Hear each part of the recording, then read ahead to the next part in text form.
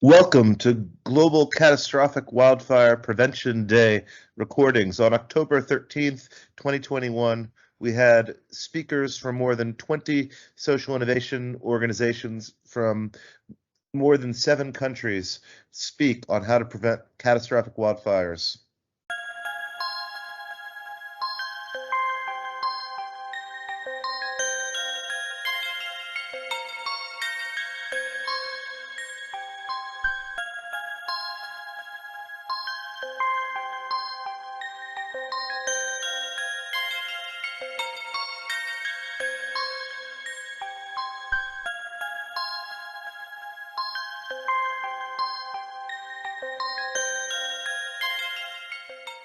Thank you all so much. So, in terms of the content, I'd like to continue from where we began a bit of earlier today, in part in talking about catastrophic wildfire prevention. And I want to start with this rise of parametrics in the insurance industry, which is so that the insurance industry has established parametric insurance for loss approximation, but our opportunity is to have not only loss approximation, which perhaps gets people supported more quickly, but also prevention approximation and the de-risking of prevention investment and the proportionality of prevention investment. What we need is to be able to make it feasible for any stakeholder who is an anchor stakeholder to be able to act accordingly. So we had an earlier phase of this initiative as part of, Saskia will refer to our radical collaboration strategy in a moment, but as part of that concept, we collaborated with the Oxford University Systems Change Society, where we made about 80 introductions to insurance and reinsurance executives in order to interview them about how they thought about risk mitigation, risk prevention, loss reduction, and from a wildfire context. And the idea was to establish whether we can understand something in the context of wildfires, wildfire prevention, which is that Eleanor Ostrom's Tragedy of the Commons research suggests that there are these things called anchor stakeholders, i.e. stakeholders who are sponges for externalities, that have so many risks and so many vulnerabilities that they can act in their self-interest because they are at risk at scale and can recognize that and act. And so what we've done in the course of our research is identify that a tragedy of the commons can be prevented in the context of catastrophic wildfire prevention too, that it is possible for us to establish proportionality for prevention parametrics, just as loss approximation parametrics have historically been established.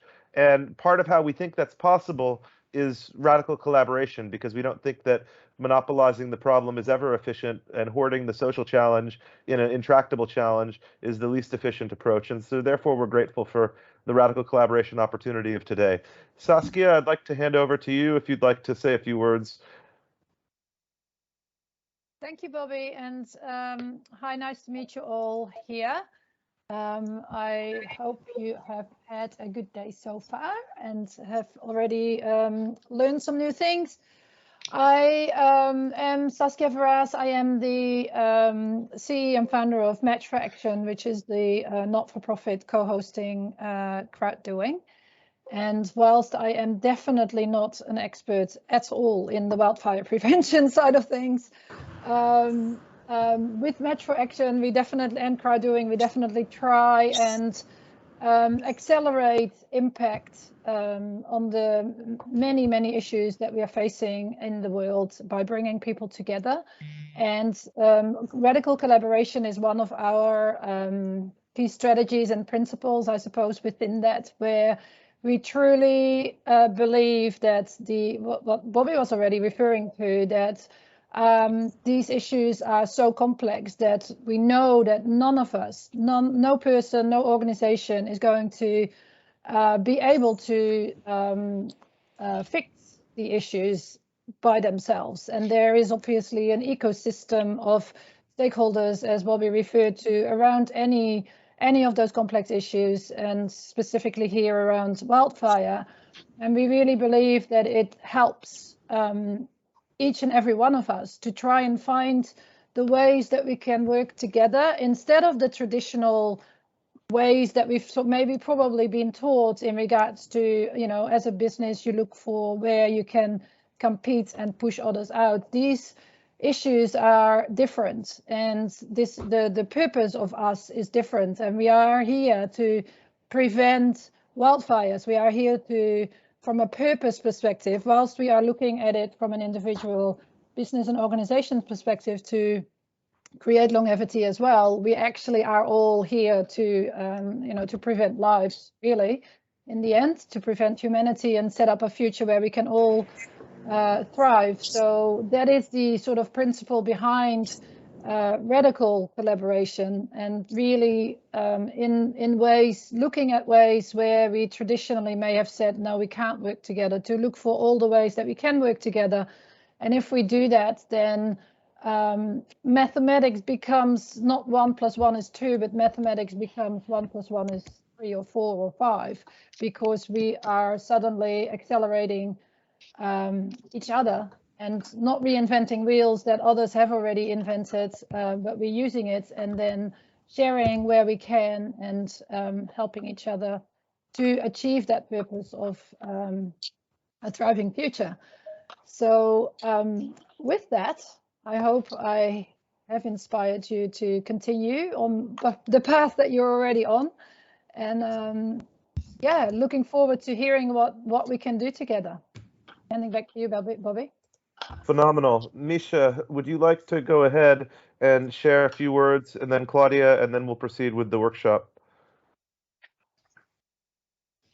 You're on mute, Misha. Yes, good morning or good afternoon to everyone. Mikhail Tverovsky, I'm Chief Data Scientist here at Bobby said, leading data science direction for wildfire prevention. So it's a really joyful day, and we had lots of interesting presentation, good ideas, discussions. So, and a little bit about what we do in this crowd doing organization. We think it's our major goal and is to prevent to protect residential area from wildfires. You know, we know that we see it on the television, and people living in California experience it every day, that pictures of houses in flames, clouds under San Francisco, even they reached even to us, to New York.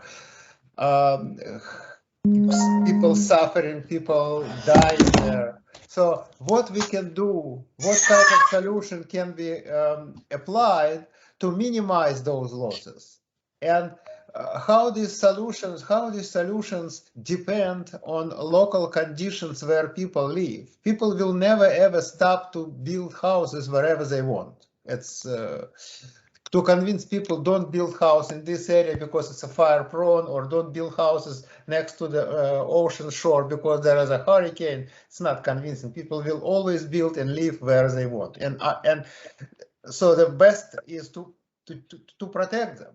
Why one set of solutions works excellent in place A, they don't work efficiently in place B, and they 100% inefficient in place C. That kind of answer that we are trying to answer in this crowd doing, at least using data science and modeling means. And what we listen here, especially to me, the first session, it was great ideas, great practical implementation, and I'm looking forward to talk to people, to collaborate, and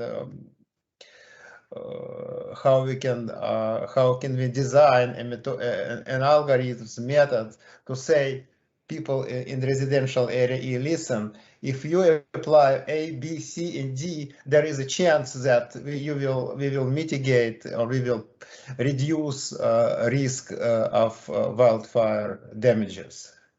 Because we won't be able to stop wildfire at all. That's in practical purpose. It's a global task for the entire country, so the entire world, not for any single organization. And as Saskia fairly said, this problem is so complex that no one alone can fix it. We know an example of that, so it's not going to happen. It's problem of collective solutions. So, Bobby, it's you. Phenomenal. Claudia, over to you. Great. Yeah, I so glad to be here, and will echo a lot of what people have already said.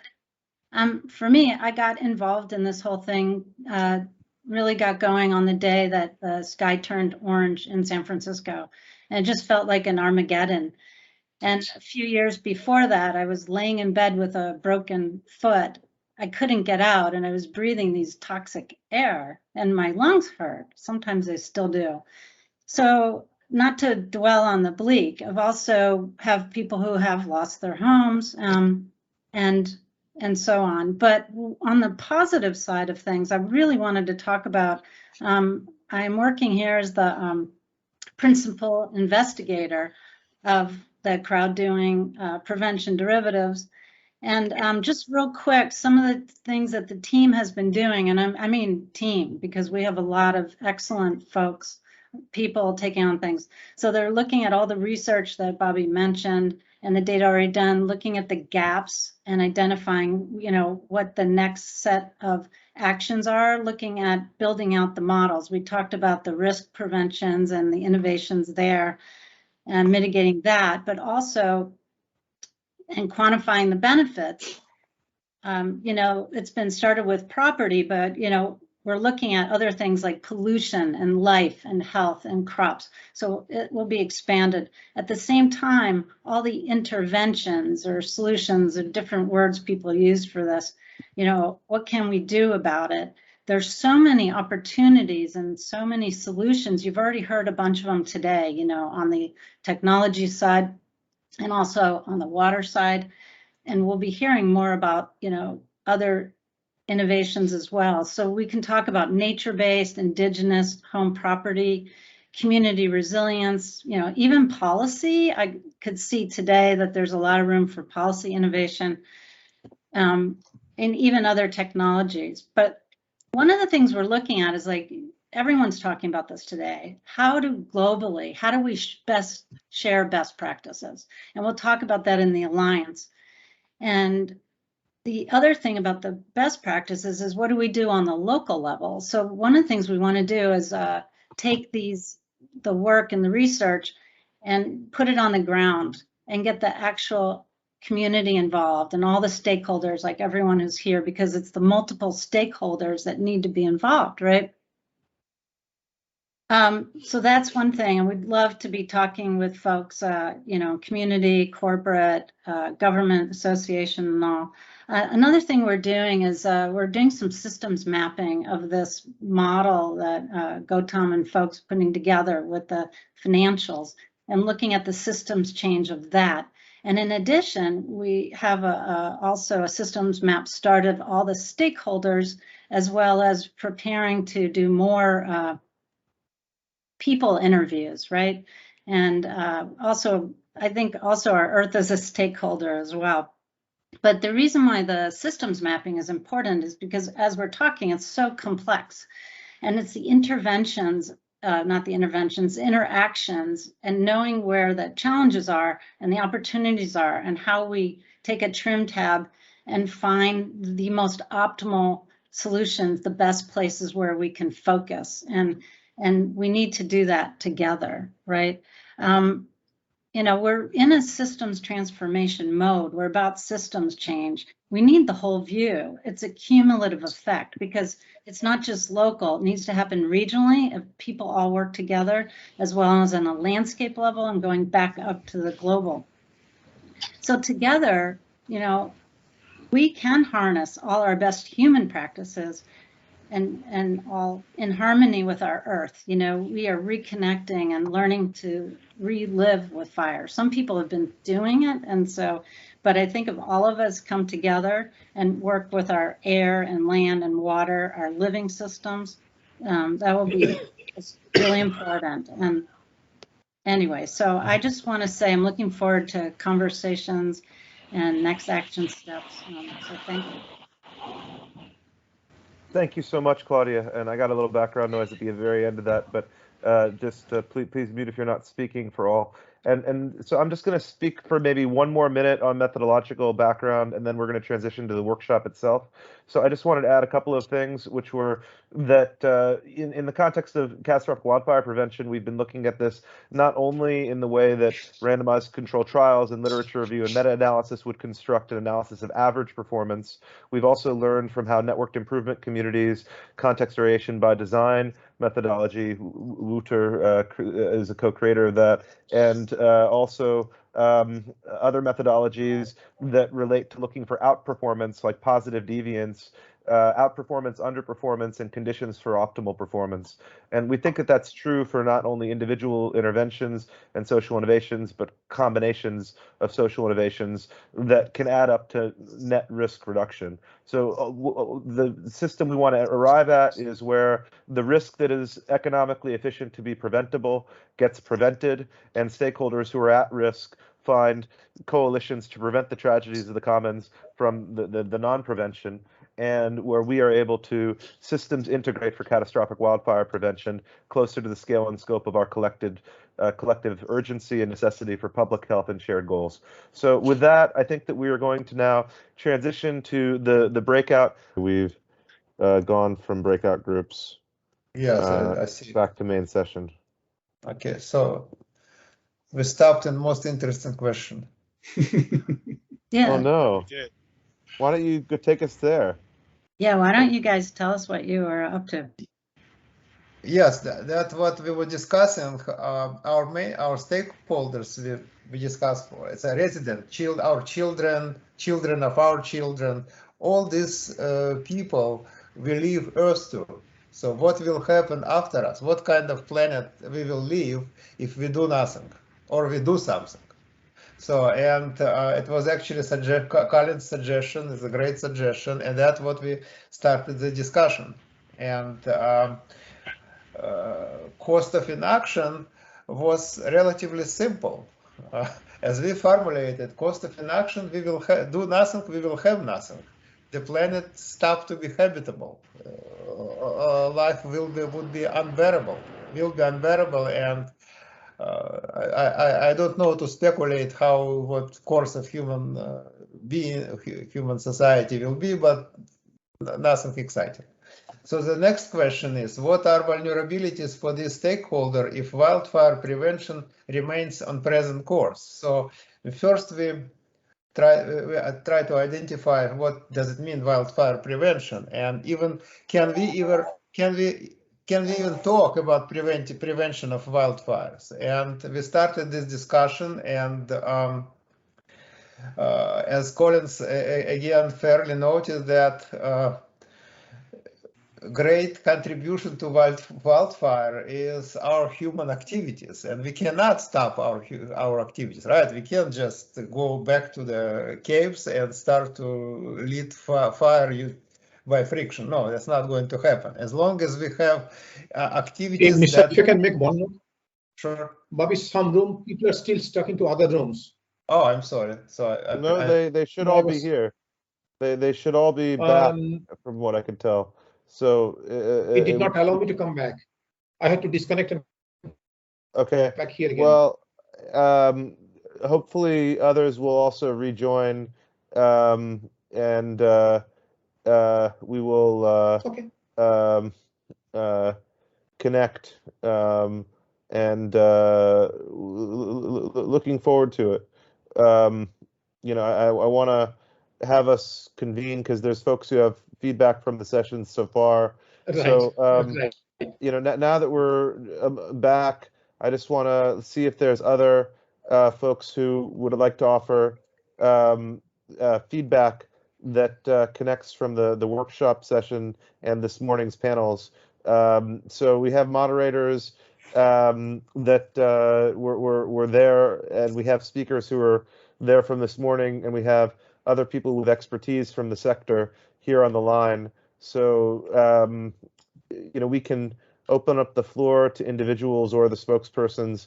I don't know if we all created the spokespeople that we thought we were going to create in the subgroups, because there were some technical glitches that may have impeded some of some of this optimally. Sorry about that.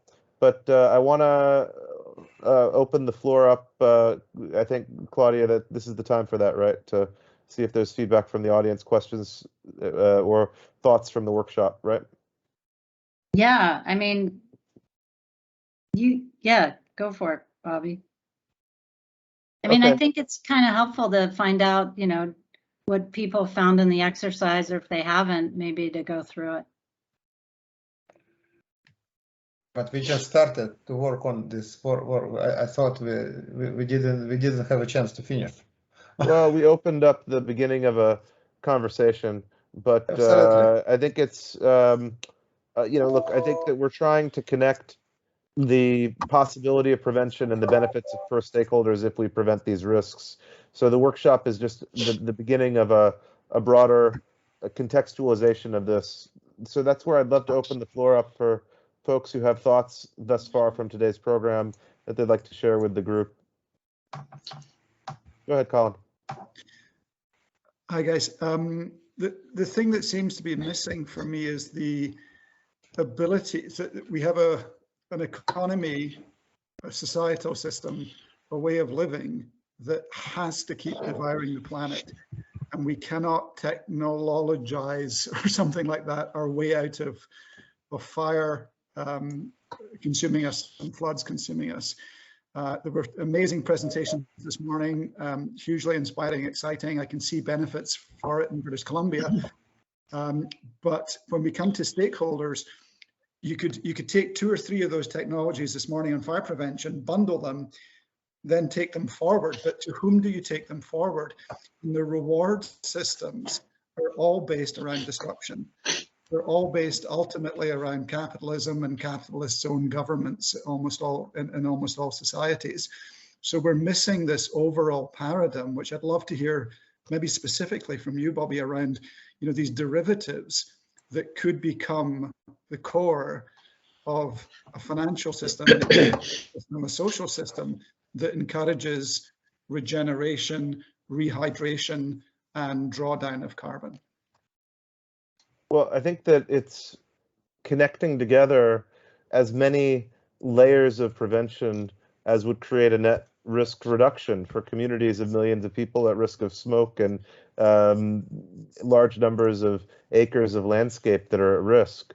And so I think that the question in Eleanor Ostrom framing would be, can we have anchor stakeholders be able to have proportional investments in the prevention of their own catastrophe?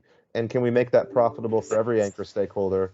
In theory says we can, but that's part of why we're trying to transition from global theory and research to practice at systems integration scale through, well, both the financial structuring of that and through the collaboration gap getting addressed for that. But let me see if there's other folks that want to comment. Oh, I see Tony Marcatos has a comment. Go ahead.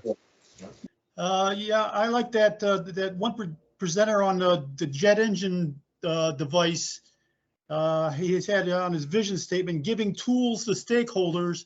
So today we saw a lot of tools. We got that list that the mapping committee's been working on of about 9 gazillion stakeholders. So where's the matchup? And potentially any given tool could be used at the state, federal, and local level, for example, or by private corporations, or by you name it. It could be a potential big list of stakeholders per any given tool, or vice versa. Any stakeholder could use multiple sets of tools. And I think that would be something to focus on next, is matching up stakeholders with tools. It's not only magic bullets, though, because any of these solutions, you know, if you talk about a complex system like wildfire, you know, it's in wildfire context, you know, you think about more like the equivalent in environmental science of the social science challenge in Harlem Children's Zone has 30 interventions that get kids to a likelihood of college. Think about all the combinations of interventions we've talked about this morning, from swales and beavers to early detection. I think that these are remarkable, and delighted to have the combinations of these be feasible. Other comments from the group, and we've just got 11 minutes before the next set of panels is going to start. I recognize that this is a context that we have that is interdisciplinary as a collective challenge. And thank you all for your patience throughout. Hey, Bobby, one thing I saw I thought was interesting was a conversation between, if you don't mind, Ed and Ivan, I think, about, I don't want to say the words, and I'm not trying to put you on the spot, but I thought it was a really interesting conversation about insurance and how the government has certain rules and regulations as to what products can be delivered.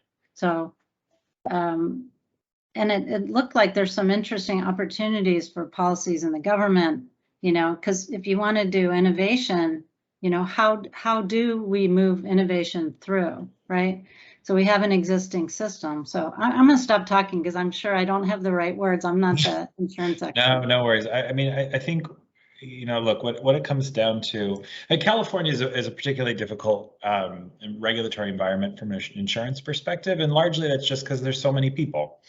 And so in a lot of ways, it's challenging as an insurance company to operate in the state for a number of different reasons. But even more so now with wildfires and catastrophes, and you saw, you know, how much money has been spent on some of these things. So when it comes to prevention and mitigation, you know, the principle of insurance is really loss happens, you get reimbursed, you're made whole.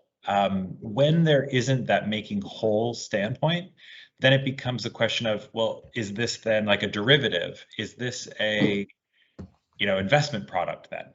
And it's not really technically insurance if you can be, you know, kind of gambling in a way. But there are new ways of looking at companies like Jumpstart, if you've ever heard, which was a parametric trigger for earthquake. There were a few policies that even AXA had tried to put out in terms of like flight cancellation. So there are new ways that regulators are allowing, we're calling it the sandbox, so to speak, where insurers are incentivized to come up with new products under a real kind of collaboration with the actual regulators themselves, and really thinking of, this is the problem for the policyholder, how do we make it better? So as I mentioned, you know, we're looking at understanding community resilience. And so ultimately, how do we fill some of the gaps that exist? And that's not just for wildfire, but for flood, right? For some of these perils that are catastrophic in nature, but looking at it the perspective of saying, how can we incentivize those communities to support each other along the way, making insurance both more affordable, but reducing the overall size of loss. So that was a lot, I know, but there's a lot of different parts going on in terms of what we're doing at Munich Re.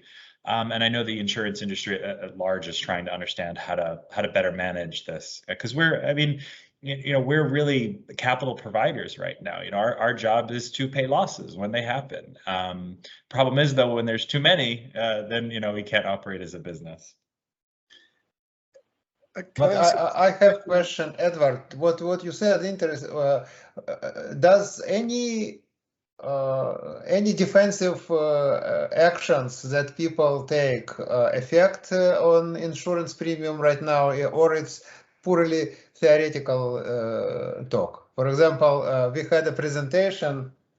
Ivan O'Neill, his company offers estimate if how house is vulnerable to wildfire, and depending on their score, they put some defensive measure on the house, like special coat or putting defensive landscape, etc. So the question is, does it have any effect on the way how insurances, for example, will work with this household, or it's? Yeah, so there's a couple of different ways to look at it. So on one side, it's we call it eligibility. And so when a lot of companies are looking at the landscape of where they want to operate, what policies they want to sell, they're going to look at, particularly for wildfire, where they feel the potential zones are for really just the business that's more likely, more prone. That could be the wildfire, you know, the interface between, you know, the urban interface in terms of understanding, like, where is the brush going to be potentially higher, and that eligibility score is really based on a number of things, right? It could be the condition of the house, the condition of the land, various factors around, are they going to mitigate, can they remove brush, etc. And then that score might effectively kind of give an understanding of how risky is that policy. And the riskier the policy, the more premium that is effectively going to be charged. Think about like a house in Florida versus a house in Montana, right? More likely to get hurt by a hurricane. But where we're moving into now is understanding that it's not just an insurance model that's going to solve this problem, right? Because if we say to an insured, well, we don't want to insure you, where do they go? Well, then they have to go to the state, and then that's a problem from a budget standpoint because an insurer of a last resort in the state has to pick up that risk. So what we've looked at is a number of different solutions to say this is what we think the potential riskiness is, and very similar to that other company that Ivan had. Of saying, well, and we think if you do this, this would be a better risk for us to write subject to XYZ conditions. But again, that's just us acting in that way. And this is where I really like the idea of coming together as a crowd, of really aligning how should we be looking at these risks across the insurance, kind of like the insurance industry, so that we're all really kind of having that same view of risk and that we can work together so there isn't this who can pay less or, which ones we can get rid of because we think it's too risky. So there's a lot of different parts that we're looking at, but it does come down to that eligibility. And it really comes down to, are the insurance companies willing to take that risk, knowing how likely it may be to actually happen? Because that's a great motivation for people to participate in these defensive solutions. For example, if they know that what they do will find favorable views in their insurance companies, it will reduce their premiums or increase likelihood that they will be insured again, that will be great motivation for people to work in this direction. Otherwise, and there are a number of companies that have partnerships as well with existing sort of mitigation companies. So for instance, and you may have seen this, where wildfires are happening, an insurance company will say, hey, would you like us to send this firm out there and coat your house in gel?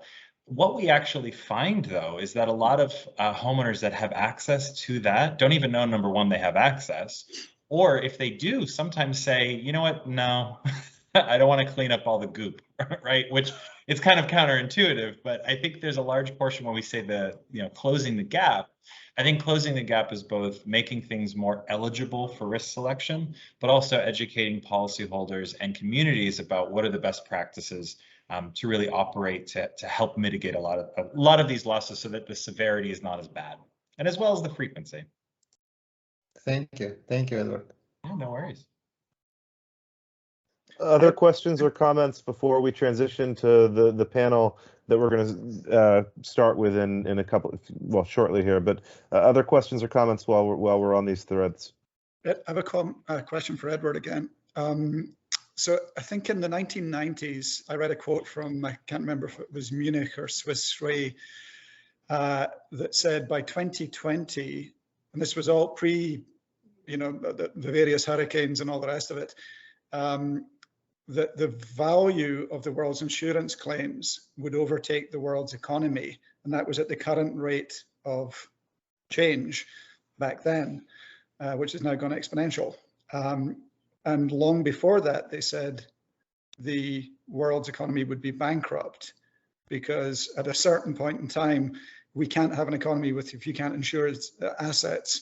And it was going to be so obvious to everybody that assets could not be insured, that the whole thing just comes down.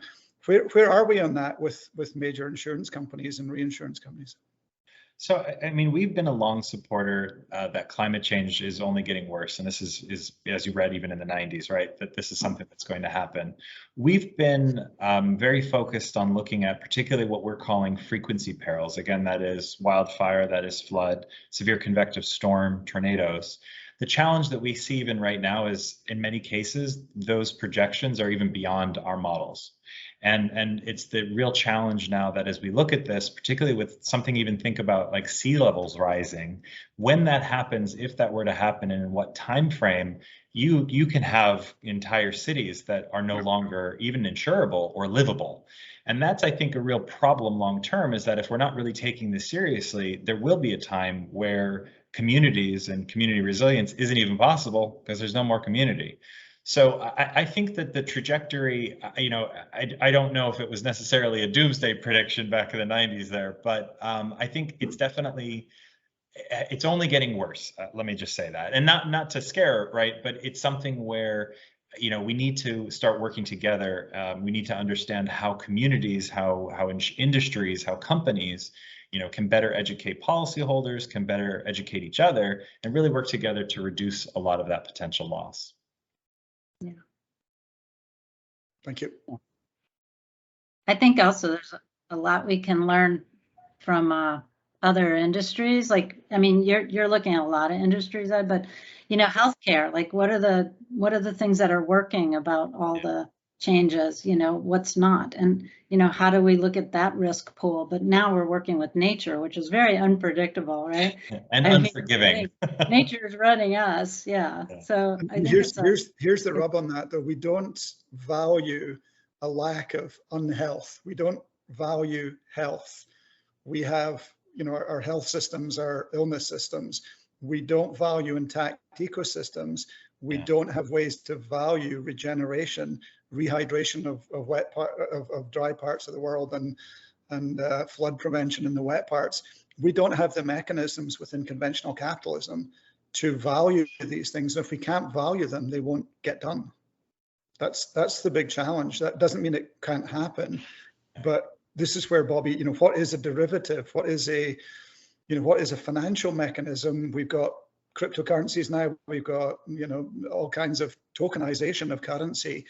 What is stopping us from creating a global currency, which could be like a kind of war bond, to say, if we get to a certain state by 2030, everybody benefits. And we all, and you can participate more and more in that. And the more you participate, the more tokens you earn. All of the financial technology is there to do all of that. But we're still operating within a capitalistic system that just can't identify these things as really other than problems that they can't cope with, or externalities that we just ignore. I agree.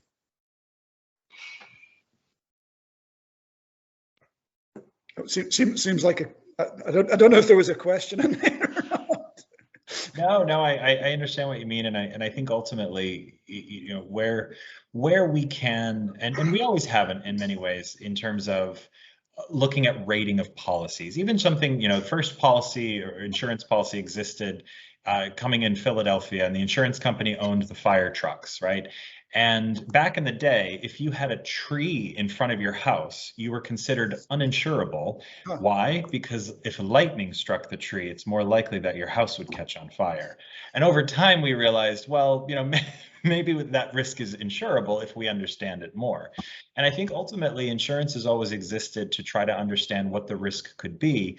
And in effect, that was always intended to understand how those risks, how risky they could be. But I have to admit, I don't think the insurance industry has always done the best job of really helping educate policyholders on what the best things to do, whether that's life, whether that's health, whether that's fire, whether that's, you know, climate change. And that's, I think, something that we see in the industry changing very rapidly, particularly with the help of startups, of insurtechs, and various firms really looking at the insurance mechanism and trying to prepare it for the future. So there's definitely a lot of change coming, and I think it's coming quicker than we really had anticipated, and that's a good thing. So how can you get? I think that's phenomenal. We can close out the discussion over the next couple of minutes, but Teal is here, so the next session is ready to begin. But let me let you all finish your thought and answer that last question. Go ahead, Colin. Sorry. Thanks so much, Bobby. So in my town, small town, you know, 3,000 inhabitants, I don't know how many insurance companies would be involved with all the houses in that town. We've got some regions of the town that are fire smart. They've done their clearing, their brush removal, other areas that haven't. This is British Columbia, where a town disappeared in 15 minutes in fire this summer with temperatures in 50 degrees. So how could the whole, if the town did the right things, would a collective of the, I don't know, 100 insurance companies for 3,000, I'm guessing, would 100 different insurance companies come and say, okay, you've done the right things, your premiums now go down, or we'll actually give you premiums because the neighboring town hasn't done these things and they're now uninsurable? Like, how does this come together within an industry? And then people go, oh, if I get these sprinklers in with the fire Terminator, lovely name, goo to spray all over my house. If I've got that in place, then, and that is the cost of that can be amortized and compared to my reduced insurance policies. Can you see that coming together? Because if it's just one individual whose house is covered in retardant, they're going to live in a one-house town when everything else burns down, right? There has to be commonality here.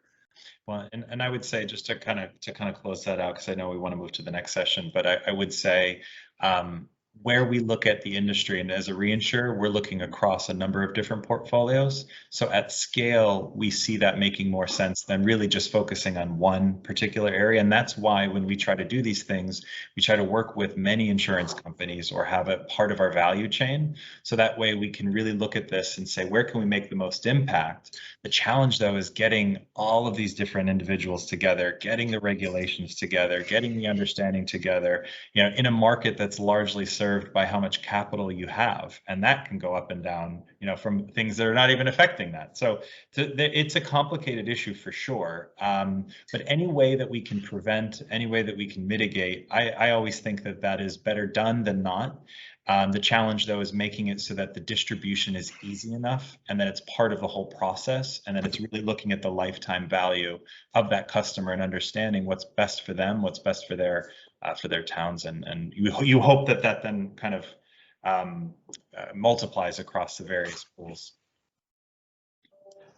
Phenomenal, and thank you so much. I think this is a really extremely interesting thread for us to continue on, both on future occasions and if we have context later today. I think in the later sessions, I think it's fascinating. But with that, Teal, if you're ready, I'd love to hand over to your good auspices for moderation. Teal is our moderator for the next session and has served in roles related to wildfires in both public sector and cross-sector contexts. I'll leave the group to her most excellent auspices. Thank you. Thanks, Bobby. What a lovely word, auspices, to start with. I am so thrilled to be here. I have to apologize out of the gate because Teams is not my platform that I'm most familiar with. So we will aim for no technical difficulties, and I'll look to your collective guidance when and if we confront them.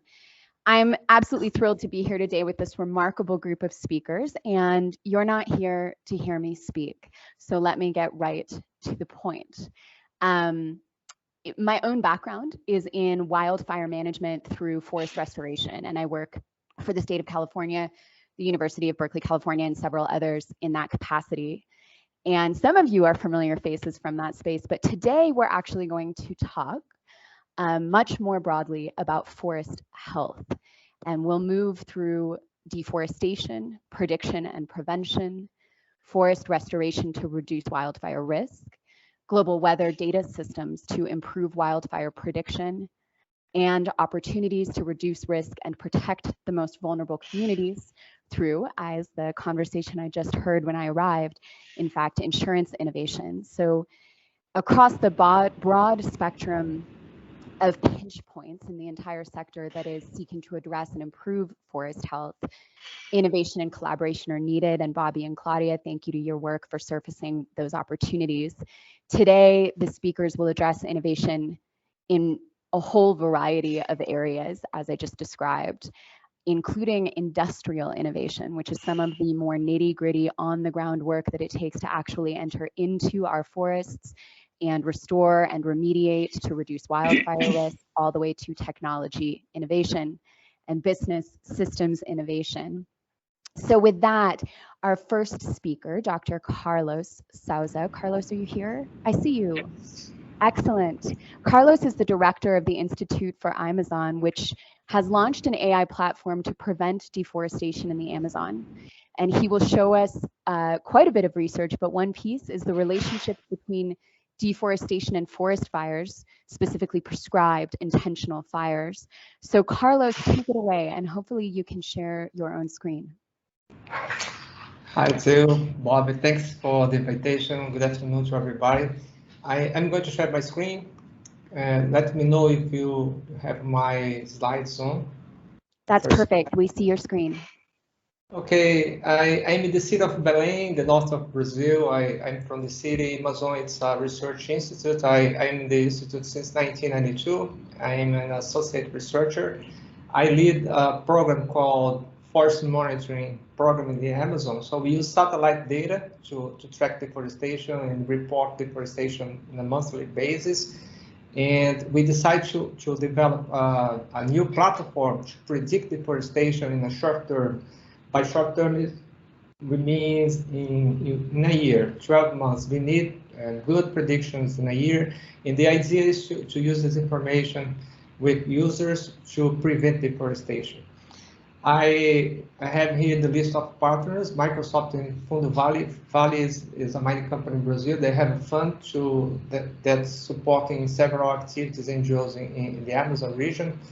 And our main donors for this project is the Climate Land Use Alliance, the Scope Foundation. We also had a partnership with Future Brand, who created the Previsia. Previsia is a word in Portuguese, by the way.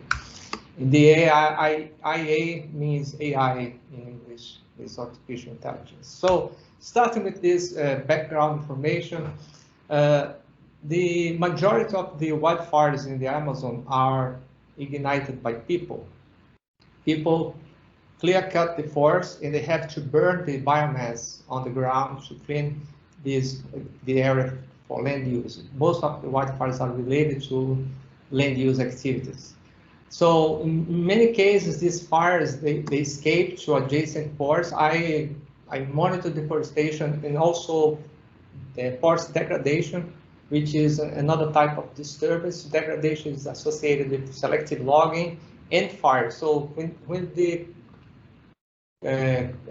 tree cover is reduced in the forest, you create new conditions to burn the forest. You have more income solar radiation, and this is it becomes a drier environment, and those fires can escape and burn adjacent forests. So deforestation is intimately linked to those fires. That's the main message here. If we predict deforestation, we'll be able to also to predict the areas that will be likely will burn in the near future. So this is a deforestation statistic for Brazil from the official data.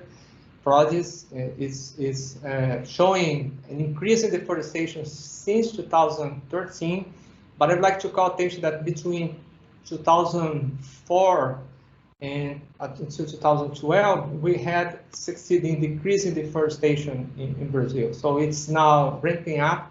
So a lot of policy changes in Brazil, and we are now losing about 10,000 square kilometers of forest per year. This is about 7 times the size of São Paulo City, which is the largest city in South America. And a colleague from NASA, Douglas Morton, developed with his teams a model that shows that those fires are linked to deforestation. So they were able to detect the fires and link with the source of these fires. And most of the fires you can see in this graph, in this red color, are associated with deforestation. So we have the deforestation followed by fires, and understored fires are the fires that escape and burn the adjacent forests. The small clearing agriculture fires are for fires put in areas that had been deforested before. So as you can see, we have in last year, this is statistics from last year, we have a resolution banning setting fires in Brazil because 2018 was a big issue in the region, but deforestation continues, so it was not possible to stop the fires. And so the challenge is we need to stop deforestation. And by the way, if we reduce deforestation, we are also mitigating climate change, because deforestation contributes to global warming through the emissions of carbon to the atmosphere. So I don't have time to go into details about the technology and the science behind Previsia. I will talk about the main components, and then I will share one user case to show how we are using this information with users to prevent deforestation in Brazil.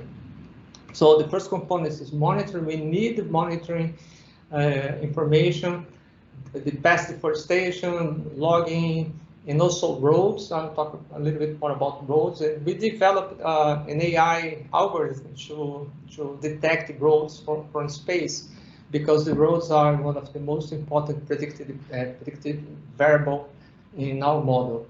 So the technology plays a very important role, because we need to scale these models. It's computationally intense.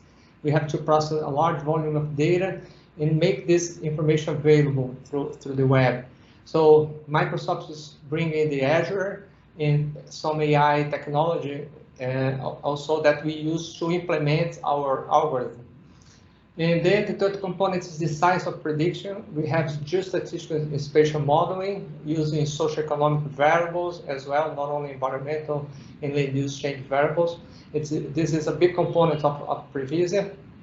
But the most important component is the user engagement component. So we involved the potential users of Previsia since the beginning of the creation of this platform, co-created this solution. We asked them if it makes sense to have this information to use and try to prevent deforestation. And we need the users to come up with actionable plans to prevent deforestation. And we asked them if they would be willing to move into the prevention approach. Most of the approaches is law enforcement. So we detect the problems and then you have to apply the law.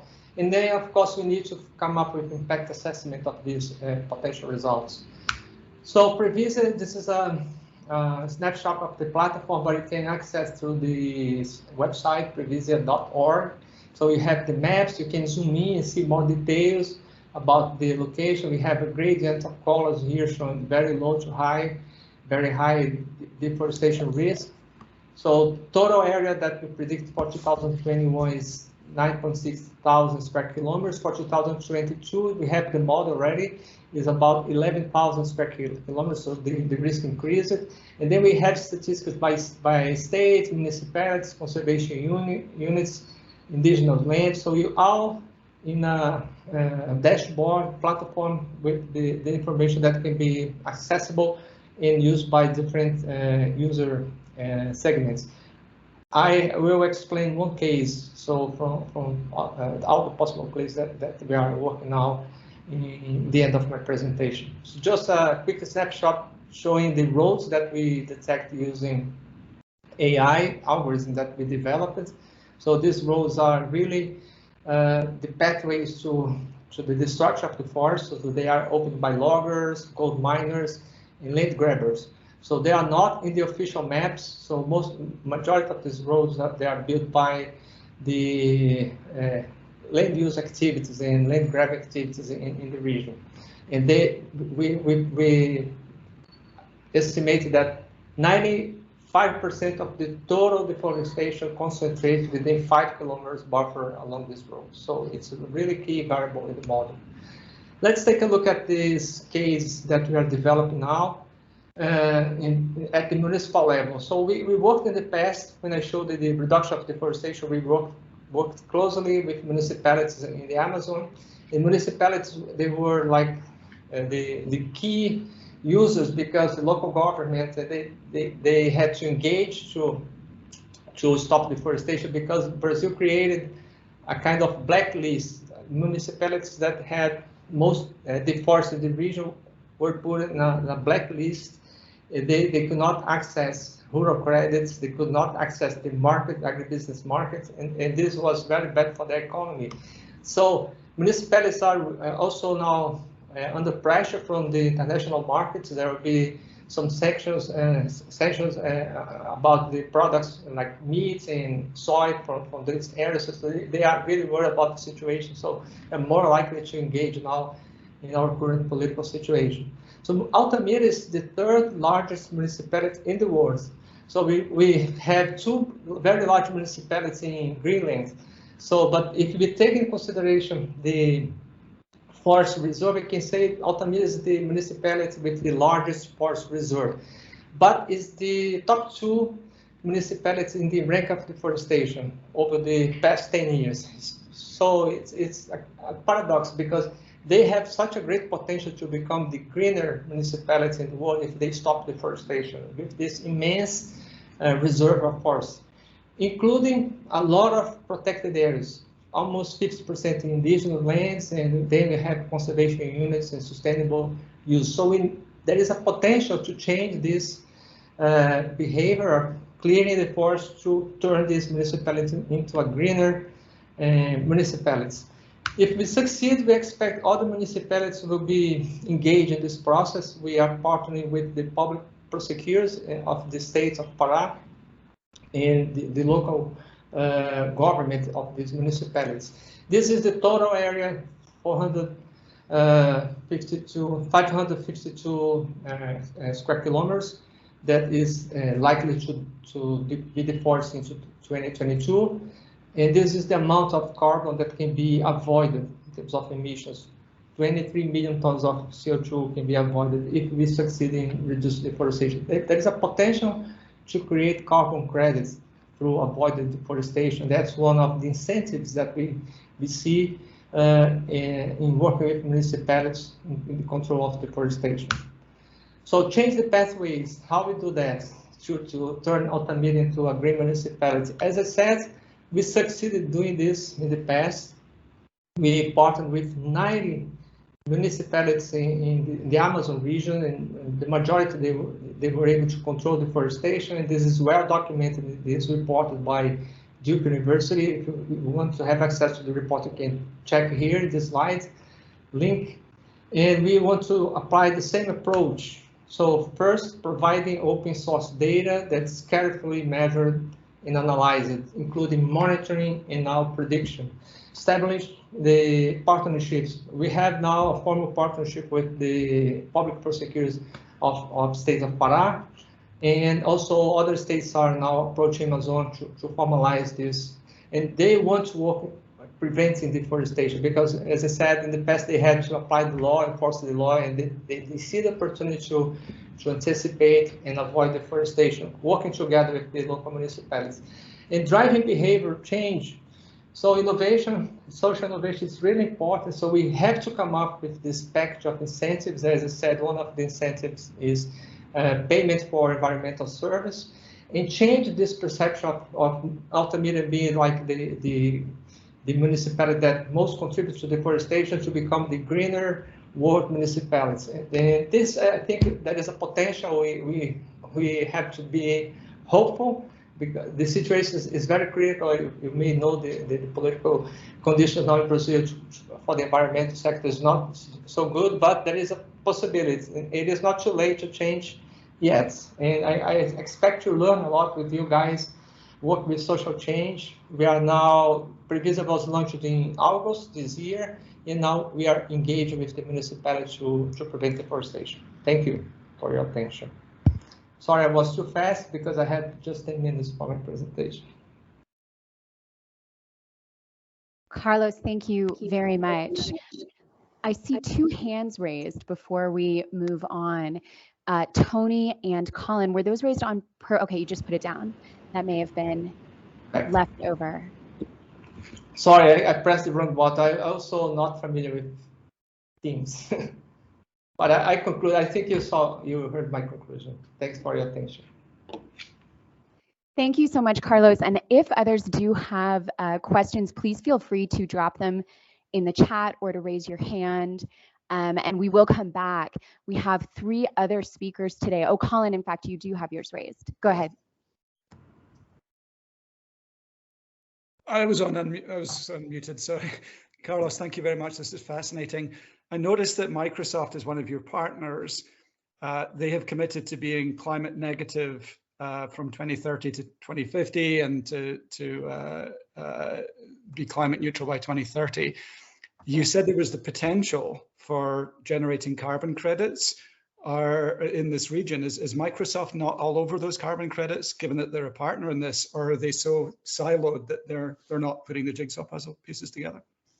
That's a good question. I see the potential, including Vale, the mining company. They have also committed to be carbon neutral by 2030 as well. So a lot of corporations are now making commitments. So one thing that we are now work with Microsoft. Besides the previous, we would like to trace this avoided deforestation area to create the carbon credit. So it is very complicated to certify these carbon credits through avoided deforestation. It's expensive. I think there is an opportunity to innovate and reduce the cost. And I think Microsoft can bring traceability technology to assure that we have actually actions in place that avoid the deforestation and then generating carbon credits. One thing for the group is how can we crowdsourcing those type of payments for environmental service? That's something that I think it's really, there is a great potential. But corporations, as I said, like Microsoft, have the potential to acquire some of these credits. I think this is important if they do that, to show that they are actually committed to reduce their emissions. Okay, thank you, Carlos. Okay. Thank you, Carlos. We'll have to return to crowdsourcing payments for ecosystem services later. That certainly sounds like something this group would have quite a bit to weigh in on.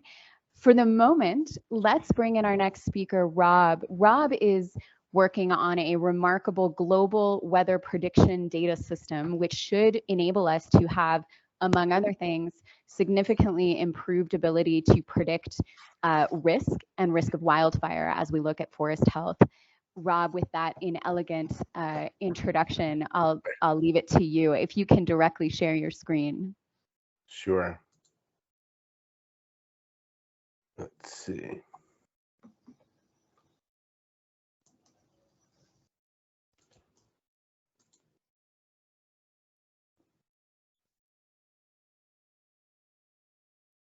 Is that, did that come up? We can see it, perfect. Excellent. So thank you for that introduction, Teal. So let me explain why I'm here, because this doesn't really do a good job. What we're trying to do is harmonize and make more efficient global aviation. And so the global governing bodies have asked to go carbon neutral, have committed to go carbon neutral in aviation by 2050. The green initiatives are everywhere, and a very important place for to gain efficiency in global aviation is by harmonizing and optimizing the airspace, how airplanes fly from here to there globally, making it as efficient as possible. And a key part of that knowledge necessary is weather. And so I'm going to walk you through how we're looking to, by optimizing the airspace globally, we're going to use the commercialization of that to do some good by doing well at the same time. And so here we go. So think about ways for a second. We're looking to recreate ways for aviation. So in ways, you need the data about where aircraft are flying. Well, you need the data for where the other cars are, so you could give better route found along the way. They need to know your destination, and they need to know where the other cars are, so they could know where the traffic is. That's a key part of Waze. Well, the same thing holds true for the airline industry. You need to know where the other planes are, so you know where the traffic is. So if you're going to give a better route, you need to know where the cars are. Or, excuse me, where the planes are. I keep mixing it up now. So you need to know where the planes are. Excuse me. But the other key factor, besides knowing where the other planes are, is you need to know where the wind and weather and turbulence is. That's all extremely important.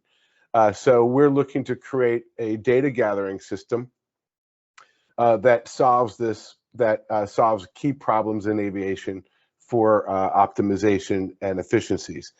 So there are three major factors that are going on in the aviation industry right now causing global inefficiencies. So poor weather and wind data gathering. So over oceans, there's still launch balloons every 12 hours. So contributing to that is narrow oceanic flight tracks. So airplanes can only fly over narrow flight tracks, and that's there are other reasons for that, but weather is a key part of that. And also inefficient navigation around the globe, optimization. There's not enough weather data for the optimization. So together, there are several factors that add up to 10 or 20% inefficiencies globally. So if you can solve these problems, you gain 10 to 20% inefficiencies.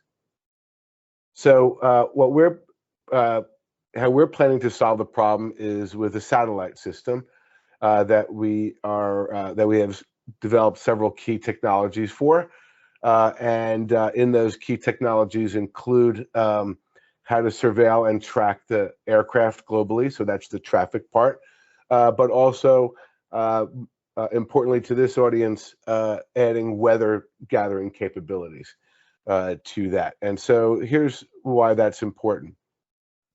So there's a big concern around the world about lack of having good, timely weather data. It's for agriculture and insurance risk management, as we've already heard mentioned here, as risk areas. But a key problem in understanding how to mitigate what's going on is having the weather data in order to be able to predict and measure, etc. So there's a long history as to why the weather data is poor. And so it goes back to sort of an antiquated government-driven weather gathering approach. So it's always been understood that governments are the ones responsible for gathering weather, but now governments are trying to get commercialization to happen, yet they've done it in a completely backwards way. So GOES is vulnerable because there are single points of failure in geo orbit and geosynchronous orbit. And so the government, the NOAA, and particularly in the United States, has been trying to push commercialization of low Earth orbit weather gathering, but that has failed because there's no raw market for the data, because once the government gets it, they give it away. So they make it impossible to have any commercial benefit from the weather. We plan to change that. And so the way we plan to change that is by taking the weather data that we're going to capture here and make it only available in a handful of places. The primary place it'll only be available will be to our aviation customers in smart routes. So in effect, the ones who benefit commercially the most from it will pay for the system. However, like I said, we want to do well by doing good. So we'll also offer the weather data to places around the world where it makes sense to improve things for the better of mankind. So this is where we think we can help make a difference. Overall, what we're looking to impact the world on from the aviation side, and this is what will pay for the weather instruments to go into space, is this 15%, this roughly 15% increase in optimization and efficiency of global flight travel. And by doing that, we believe we could save 26 billion gallons of annual jet fuel burn. That's a tremendous number. And that translates to 252 million tons of CO2 emitted into the atmosphere that we would save annually, year after year after year. And so that is our story. And I would welcome any of your questions.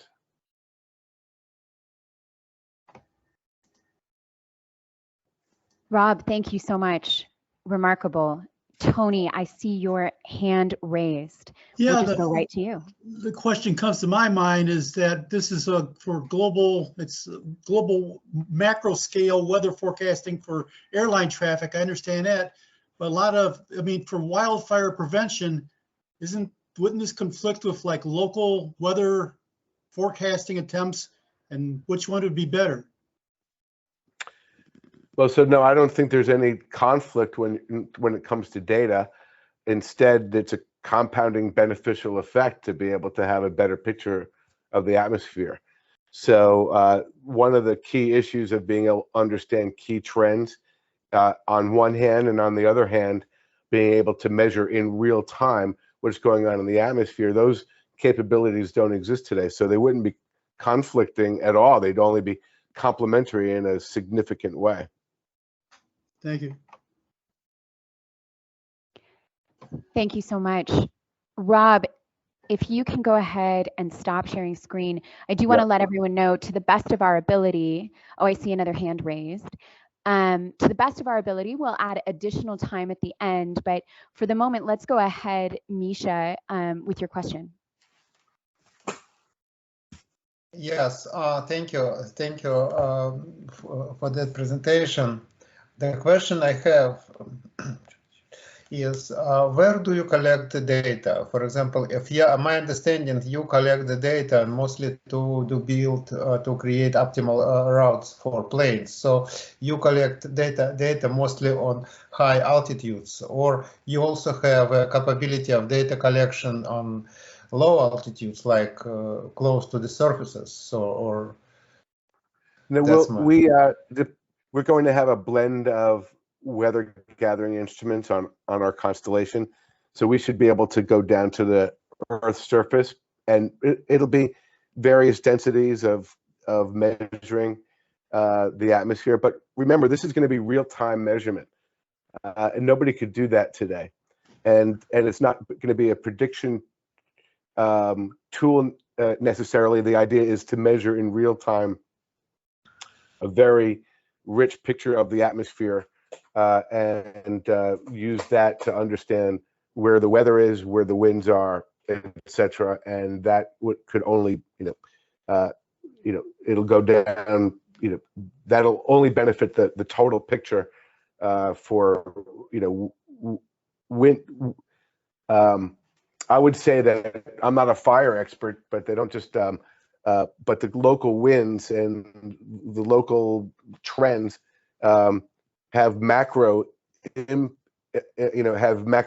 that need to be considered over longer periods of time. So that's where I believe our data might be helpful. But just to from our perspective, our goal is to collect the data for aviation and make it available to whomever may need it. This isn't going to be the business that we're in, but in my discussions with Bobby, we thought that there might be some mutually beneficial interest here. So we're happy to make the data available for this end goal where it's helpful. So that's it. There's no conflict. There's no competition at all. We're capturing the data and paying for it from aviation and making it available and hopefully very helpful to these other causes. Thank you, Rob. Yep. Thank you.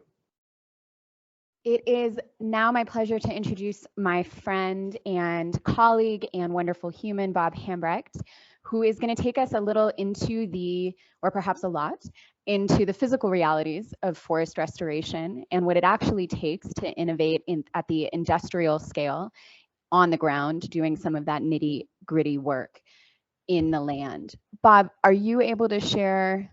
I believe so. Thank you, Teal. I think if I hit this button, boy, the screen just disappeared. But can you see a big picture of a fire right now? We sure do. That is, of course, you can't have a talk about California fire crisis without at least one picture like that. I'm going to see if I can make this. Okay, I'm going to run through a quick introduction and then kind of jump into sort of the equipment and machinery, the physical realities of forest management. I want to point everybody to the Getting to Neutral report that UC Berkeley and Lawrence Livermore Lab put out last year. It gives you a sense of the scale of the biomass challenge in California. 35 to 45 million tons a year need to be managed by 2045. A large portion of that is forest waste, but it also includes ag waste. It also includes urban waste. And it's important to recognize kind of the scale of the challenge we're talking about. And when you just forests alone, we're not close to getting the amount of material managed as we need to. As we talk about forest management in particular, we think there's some important goals that have to be defined up front. Yes, you need to reduce the likelihood of fires in the WUI. And we have to, and a lot of removal of a lot of wood is just to reduce fires.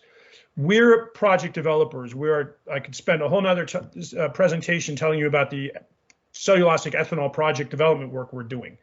But a really important objective of managing biomass is creating a supply chain that will allow project developers to dependably get the amount they need on an annual basis over 5 or 10 years in order to fund projects.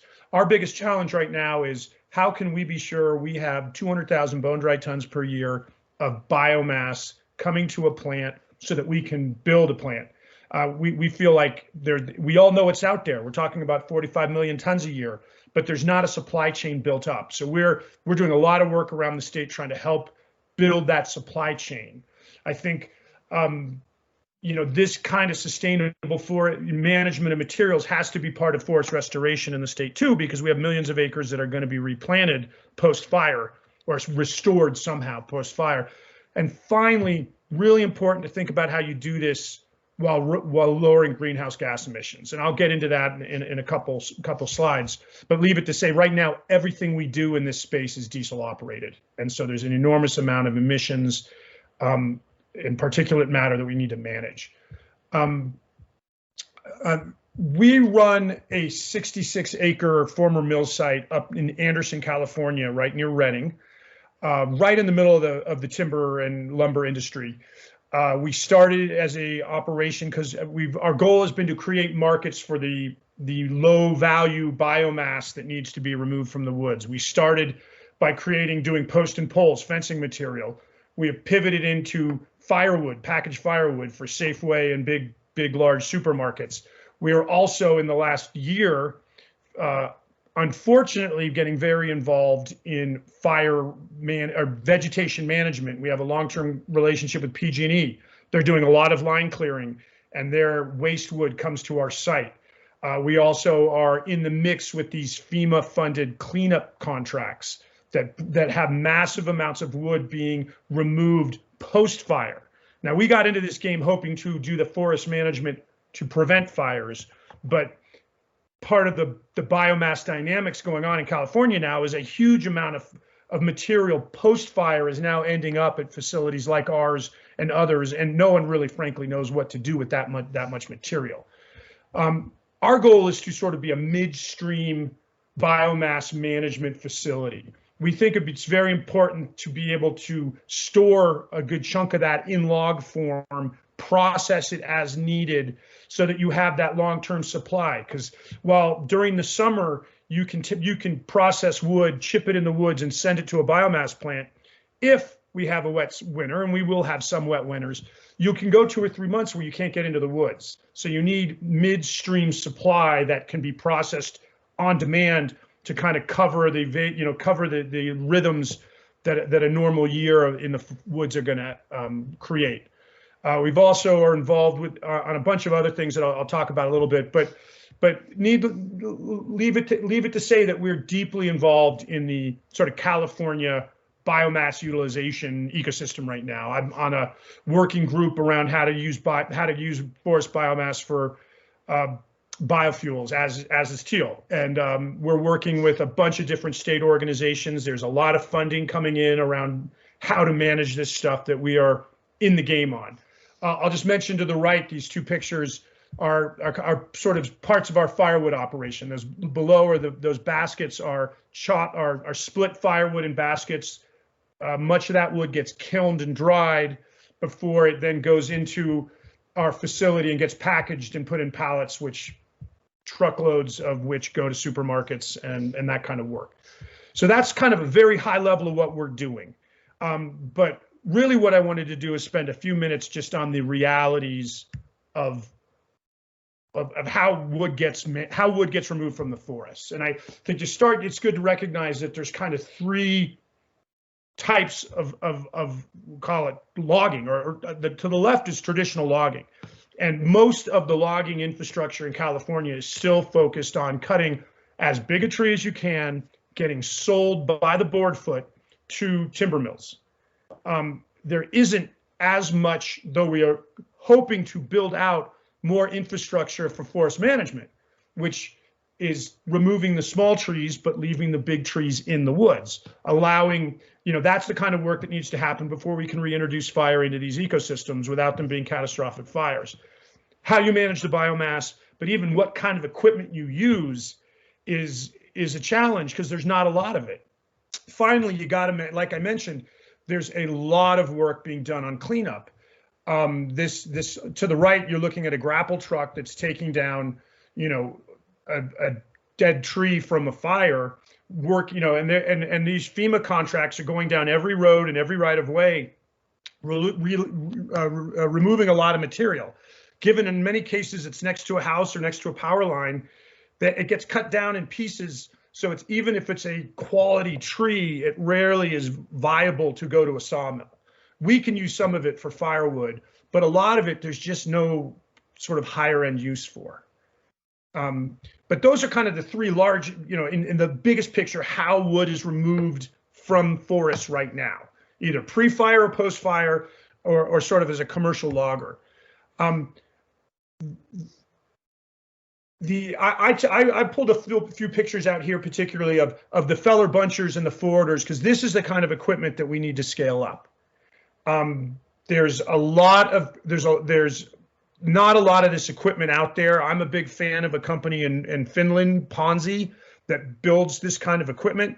Because they're in the Scandinavian countries, they're used to managing smaller trees, so they have equipment that handles smaller trees more effectively than most of the equipment we have in California.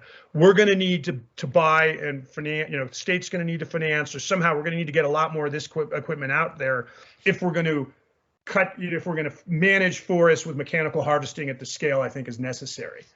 And then the next piece is what you do with that wood. Now, a lot of folks are big fans of chipping it, and if you have an offtake for the chipping, often you have a big diesel-funded chipper in the woods. It takes that small wood, turns it into chips, into the back of a chip van, and off it goes to the biomass plant. You also see small-scale chippers. There's no doubt a big chunk of the material being removed, particularly branches, slash piles, the small stuff, being chipped as quickly as possible probably is a good idea.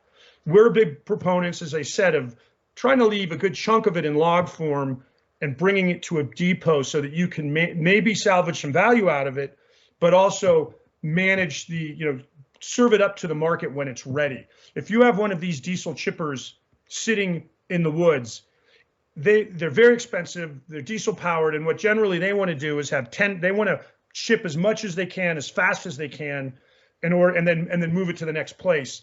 And that's sort of a business model that means a huge wave of chips is going to all of a sudden be created, and you better have somewhere to go with them. And that's a hard way to manage a sustainable supply chain for this kind of material. Now, ultimately, we like to say this work is, and this is climate adaptation, you can argue, and climate adaptation is going to happen at most 25 tons at a time, because that's how much you can get on a logging truck.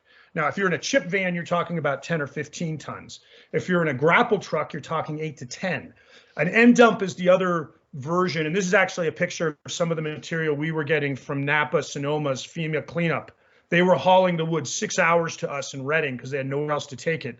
And it comes out as a big pile, some logs, some slash. It's a big old mess. But this is the physical reality of doing this work. And if we're going to go to scale, we need more of these vehicles, or maybe different versions of these vehicles to do the work. So like I said, it's not a pretty picture. On the right, you're looking at grapple trucks from a PG&E program, and you can see what's coming out of there are large chunks of wood, 8 feet long at its widest, really difficult material to manage. behind that are slash piles, even dirtier and messier. And this is the kind of material we're bringing in right now. And we're developing a program. I think I have some pictures that talk about that'll process this material cost effectively. But we believe we're setting a model that needs to be replicated across the state. So one point I come up to a lot is, and I've implied, is there's not a lot of infrastructure, or there's not enough infrastructure in the state to do this. It's all diesel powered. Most of the traditional logging equipment is, focused on large trees when we need to work small trees, and chipping equipment is structured for a certain kind of service, which isn't exactly what we need moving forward. Ultimately, before we really scale up, we probably need an inventory of what we actually have. Anecdotal evidence, everybody knows we don't have enough equipment in the state to manage this, but we don't actually really know how much there is. We don't know what type it is. And I think I've been pushing for a while now at state level, we need to just do an inventory of what is out there and how much more of it and of what type do we need to scale. Beyond that, we believe the supply chain needs to be developed. As I've said, this depot concept can manage for sort of supply uncertainty over time. And we're working hard with the state to figure out a way to help us make it. And there's a bunch of efforts going on, and we're kind of in the flow on all of them. But ultimately, we feel like to get to scale, we probably need the state to just guarantee that we'll get, say, 50,000 tons of material a year. We probably could anyway, but we can't finance our build out if we don't know week to week or month to month how much material we're going to get. We get calls weekly saying, hey, I got 10,000 tons from a Butte County cleanup.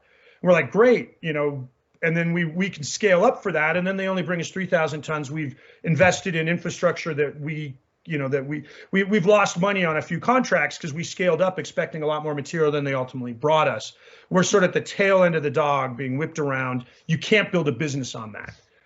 Above and beyond that, we think it's really important that we electrify and as much of this as possible as well, or zero emission vehicles may be other forms of technology, but decarbonize this supply chain. And we have a couple of things we're doing on that front, which we think could be very compelling in terms of saving money, but also reduce our carbon emissions dramatically. So here's another vision of another spot of our. We are going to put on this to the left up here. I don't know if I can see. We're going to actually, we were getting an engineering firm. We have a foundation funding this work. We're having an engineering firm to designing kind of an infeed that will put wood up onto this tray, drop it into this horizontal hog, and then run it through these conveyors, probably hog it again, and throw it into these chip bins. And our sense is we could do this at about 75% 75% reduction to the cost of using diesel to do that work. Now that's a similar reduction in emissions as well. And if we use renewable power, it could be even more. It could be 100% reduction in emissions. But we believe this is the kind of infrastructure we need to manage that kind of horrible looking material I showed you pictures of a couple seconds ago in a cost effective way. And we need a series of these around the state to manage this biomass. And frankly, we hope to be the pilot because there really isn't one right now. There's some interesting similar businesses that we work with, but nothing like that. Similarly, we think trucking, either electrification or renewable natural gas, is a really interesting opportunity. And we have received a CEC grant, which next year we're going to use to really dig in on whether you can electrify a logging truck, whether you can use RNG for a chip van. And you can see we see 20-30% reductions in costs by using natural gas or electricity. We haven't looked at the emissions as much, though it should be very similar in emissions. And there's a lot of questions we need to answer whether that work. A logging truck is a very robust vehicle. It gets hammered and it drives out into the woods. If you run out of range out in the woods, you're in deep trouble getting home. So we don't, maybe hydrogen is the answer for certain vehicles. We're going to do that work next year and come up with some proposals. In the meantime, we're actually talking to one biomass plant right now about how we might finance a couple RNG trucks where they could benefit from the low carbon fuel standards and we could benefit from the lower transportation costs and maybe ship them fuel. So that is a very quick run through of what we're doing. I didn't want to take too much time, but I thought it's important to kind of recognize just the physical realities that we need to look at as we think about this problem. And I'm kind of came out of the tech world like many of you maybe did, but I've been thinking a lot about the forests and wood for the last 6-8 years now. And there's some pieces of this that software is not going to solve. We're gonna need heavy equipment to do the work. And I'll leave it at that. Bob, thank you so much. So much to cover in such a short time with all of us together. We do have one more speaker. And Shanna, I want to just jump right in so that we can hear from you about insurance and low risk homes. Thank you so much for being here and take it away. Sure. This has been fascinating so far. I've been loving getting all this information. Bob, that was fantastic. I am actually going to pick up a little bit where the last session left off. The last session discussed insurance quite a bit. And what I'm working on touches on that a lot. So I am the co-founder of a company that is selling insurance policies to stressed homeowners markets in currently California, and we want to expand to the rest of the Western US. We're able to do this because we are working with scientists and professors and researchers who have been studying wildfire and disasters their whole careers. And we've created a hazard map that performs much better than what the insurance industry had been previously using. So this gives us one very important piece of information. Another important piece of information that we're also creating a model for is what the topic today is about, which is resilience. There were some questions in the last session about can an insurance carrier offer any kind of incentive or credit or price break or underwriting benefit if a homeowner has changed something about their home to make that home less likely to burn in a fire. And this gets asked a lot, and you know, the Munich Re gentleman, I think, covered a lot of ground there, particularly from the point of view of a reinsurer. One reason that this isn't widely done, that, you know, a lot of homeowners have experienced this. A lot of homeowners, you know, had fantastic defensible space, spent a lot of money, you know, changing the materials of their home, changing their property, and got no benefit for insurance. It's because the data that can tell us what is the, you know, true change of probability of burning, that data set does not exist as far as we can tell. There's many entities that have been collecting data, aiming to come up with, you know, what is the best way to change your home to make it more resilient. But so far, it has not been to scale, and it has not been consistently collected. CAL FIRE has done a great job collecting very detailed information for homes after they burn, but generally only in areas where a fire has already happened. Insurers have been collecting fantastic data at scale, but have not been collecting really rich data, understandably because the onboarding process for selling someone a policy probably shouldn't include 100 questions. Academia has been collecting fantastic data, but not to scale. And so what we're aiming to do as we grow and take on more customers is finally create this data set. On top of that, a number of people on this call right now have asked me in the past, can we also give credit for community level protection? You know, a lot of the vegetation treatment, you know, fire-wise communities, you know, controlled burns, things like that. Can we do that? I believe that will come sooner. You know, our team collecting data on individual homes and citing materials and other information, that's going to take a long time. And it seems to me like there's been a lot of movement in vegetation treatment. That data will be much more readily available. The unfortunate truth is that those measures will be tested fairly quickly in the coming years by actual fires happening in those areas. And so we very much want to be part of that solution. We want to be part of the loop, you know, as we collect data and see what is the benefit that a community that has done community level vegetation treatment and fire protection activity, what should they get in terms of benefit of their insurance coverage? And so it's in work. You know, we've only been launched and selling insurance for about a year now, and this is going to be a more long-term process. But we're very excited to you know, see all the other work being done. We see that as being very beneficial to us implementing that in the insurance incentivized loop. So that's a fairly brief version of what I'm about, but you know, that was a question that seemed to be of a lot of interest, so I thought I would address it. We're at the top of the hour, so I'll stop there and just leave it to questions. Thank you so much. And Bobby, jump in and cut us off if we need to, but otherwise, Tammy, I see your hand raised. Please go ahead.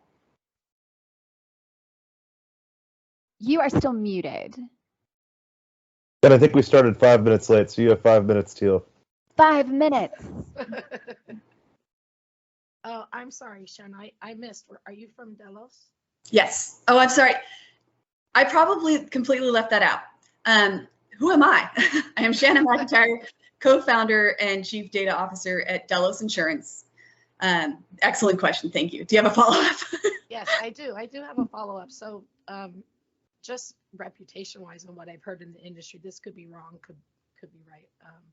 I've heard that Delos is looking for writing properties that have low wildfire risk, and you have a better model than most of the carriers in identifying the homes that have low wildfire risk.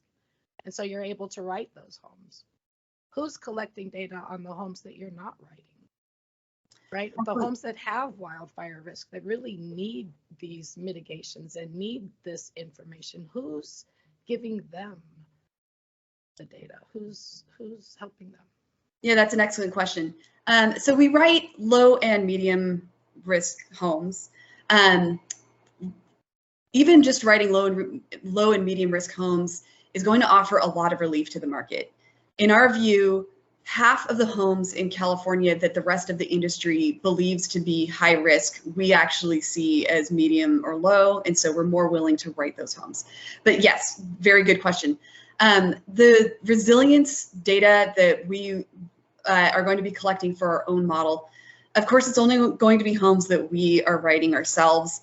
That is, unless there are other carriers or entities gathering data for homes that aren't within our market that they're willing to share and create that model together.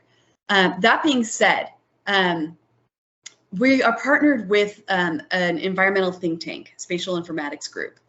And this is where some of that proprietary limited nature of what we're doing, we are excited to have some cross-pollination with other implementations of this kind of information. So, you know, we're a for-profit financial company, you know, selling a financial product, but we're already having some findings in our work simply on the insurance product that is already cross-pollinating with work that is being done in the think tank that then is going to benefit the work that they have already been doing with CAL FIRE, you know, with some of the scientific research that's being done, paid for by grants from the state of California. And so, and that's what we want. You know, the more homes don't burn, the more the entire industry has an appetite for this kind of risk. You know, if we're unable to cover homes down the street from someone who we have sold a policy to, that protects our homeowners that are on our books. So it's this very happy circumstance that even for the market that we're not covering, we're incentivized to protect. We're incentivized to have that you know, herd immunity of the entire community, the entire state. You know, wherever we're selling, you know, fires that destroy structures hurt us no matter whether we're covering those structures or not. So do you provide that information to people who apply? Like if they don't qualify for your policy, would you say you're not eligible for our policy because of these, you know, 5 or 10 things that they need to do to become eligible? We don't currently offer that product. We do have on our roadmap to potentially have just a home risk management tool One thing that already came up is the California FAIR Plan. So in areas that every player in the insurance industry deems as too high risk and unable to offer coverage, a lot of those homes go to the California FAIR Plan. It's the insurance of last resort. It's provided by the state. But there's also a profitable portion of even that market where there's they call it a differences in condition or wraparound policy, where the FAIR Plan only covers certain risks, including loss because of fire. They don't cover theft or liability. So a lot of carriers really like to add on those coverages, and so we have definitely considered offering this differences in condition type of policy that would absolutely come with a risk management tool. That would be awesome. Like, you guys are doing a great job and making a big impact on that. And so keep going. You're doing. Thank you. I appreciate that. I think that is phenomenal. Teal, would you like to offer any closing words for your panel? And then we have to transition to the next panel, please. I will offer both a close and a tee up, because I think, Tammy, your question is very relevant to one of the panelists in the next session. Scott Conway, who I'm also privileged to call friend, is kind of a vessel for some of the higher risk data that you're just asking about. But the real thing to say right now is thank you so much to Shanna, Bob, Rob, and Carlos. Such a pleasure to be here with all of you. And thanks, Bobby, for the opportunity. Phenomenal. I think this is amazing. Thank you so much. Yangbo, you have the floor.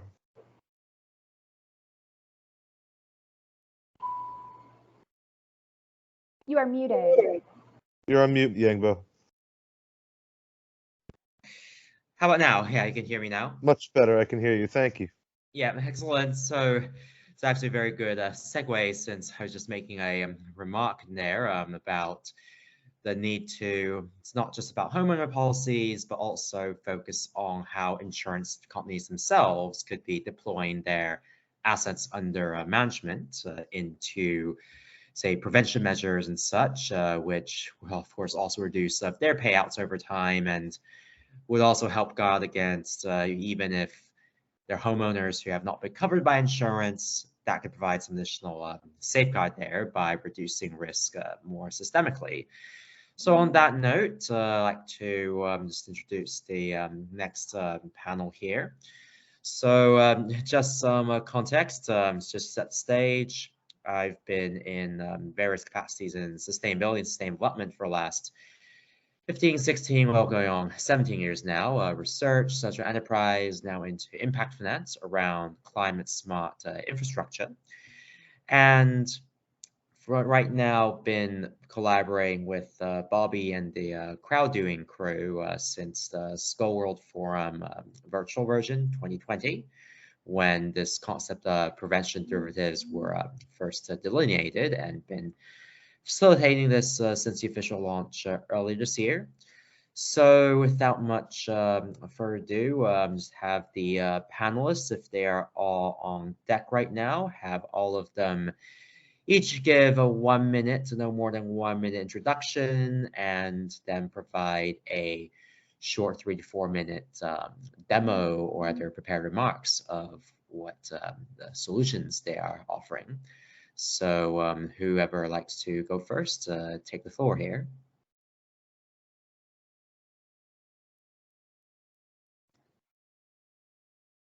I'd like to go first. Yep, you go ahead, Tammy. How do I upload this? Share this screen.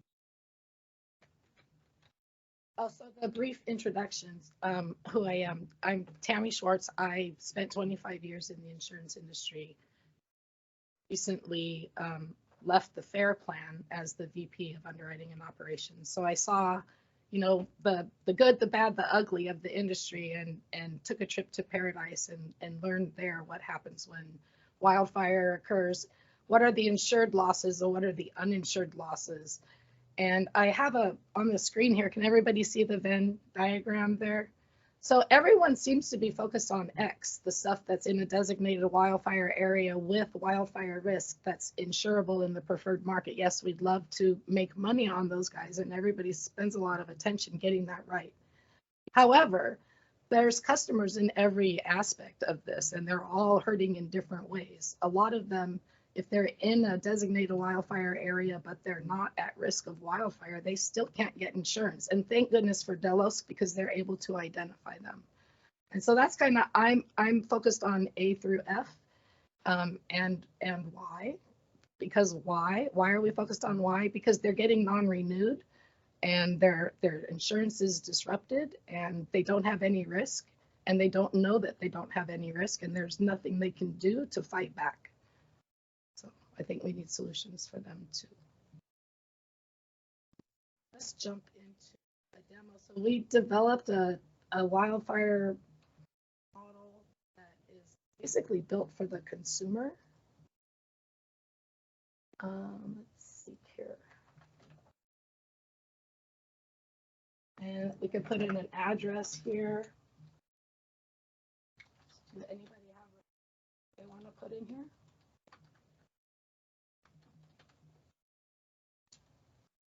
I'll do this one.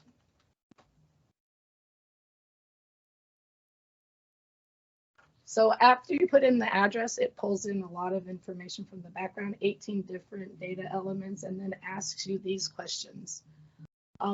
Are there 3 access routes to get to the property? On this one in particular, there's one way in and one way out. It's a long, windy road. It is a paved road, but it's less than 28 feet wide. Only 2 cars can pass at the same time if there's one that's parked along the shoulder. They do have dead ends and cul-de-sacs in the neighborhood. There are no bridges present. The structure is located near the top of the slope. It has adjacent steep slopes. It is not a fire-wise community, but they do have a homeowners association. Most of the roofs in the community are fire resistant, but not all. There's a lot of open construction. People have open balconies, open eaves. Very few homes meet fire safe landscape guidelines. The dwelling is on the periphery. It has a neighbor on one side. And it does have the potential for leaf to accumulate, but it doesn't have any litter present currently. It only has 5 to 15 feet of defensible space. And there are power lines in the immediate area.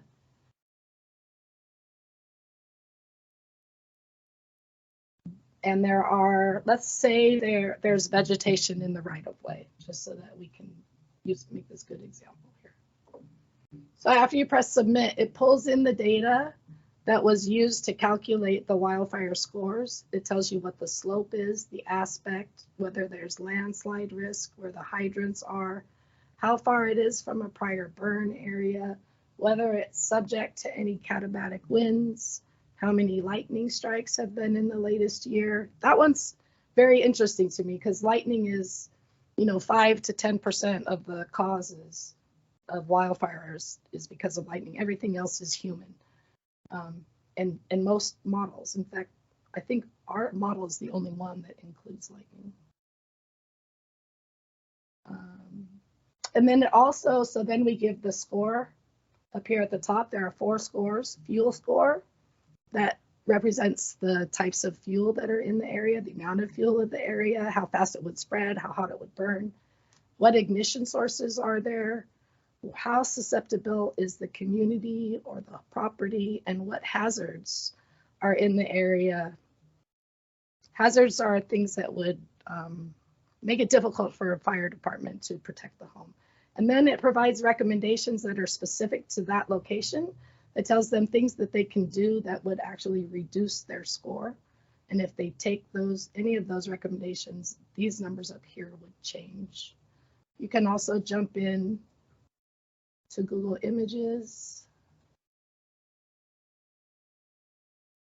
allegedly. Oh, This is not, it's a gated community, so we can't go in that close. And that's it.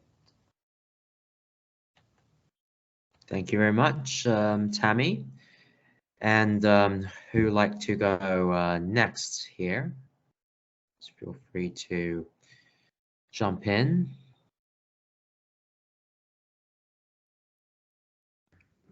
I can go ahead and go. Go ahead. Yeah, All just right. 1 minute intro and then straight into your demo. Yeah. Hey, everybody. So my name is Scott Conway. I'm the Chief Resilience Officer for Vibrant Planet.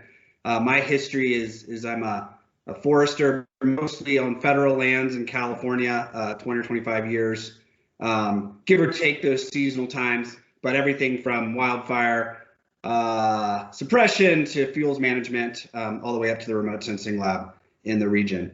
So happy to see you, some of you I know, and good to see you, and others, it's great to meet you. So I'm going to talk about land tender, and land tender was born out of the need to take on the wildfire challenge from a more holistic management approach, right? Like more and more wildfires are crossing multiple jurisdictions with increasing negative effects on both the built infrastructure and the ecosystem services we depend on, you know, water, carbon, recreation.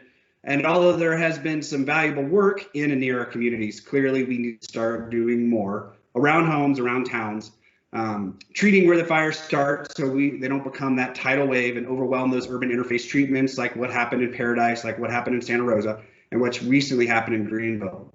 And do it so it's strategic, because we will never have, of course, enough time and money to do it all. And so land tender facilitates this conversation by bringing everybody that has a stake in the solution, landowners, insurance, reinsurance, power companies, emergency responders, environmentalists, farmers, government leaders, you name it, together in one place that can effectively allocate those limited resources and then monitor success, quantify failures, and adapt in near real time. So I'm going to quickly jump over to the land tender demo here. Let's see if I can. I'm so used to Zoom that I don't know Teams nearly as well. Can y'all see my screen? Because I can't see you anymore. Yes. Yes? Yeah, we can see you. Okay, awesome. So hopefully you can see the land tender sign-in screen, and holler if you can't. But land tender operates as a SaaS model, which means we offer subscriptions annually. And the reason they're annual is because, of course, we can then support the application, but also we provide powerful annual updates. And I will highlight that we have built this as a decision support application, and think of us as the vessel for all the great data that's out there. We don't want to pretend that we are always going to be producing the information or the data. We will fill gaps if need be, but there's so much great information out there that everybody's producing. And so what we did is we created this vessel to normalize and consume that information and put it all into one application. So I'm going to quickly jump in here, see what I can get done here in about 4 minutes. Immediately, once you sign in, you're oriented on this page where you have your planning areas.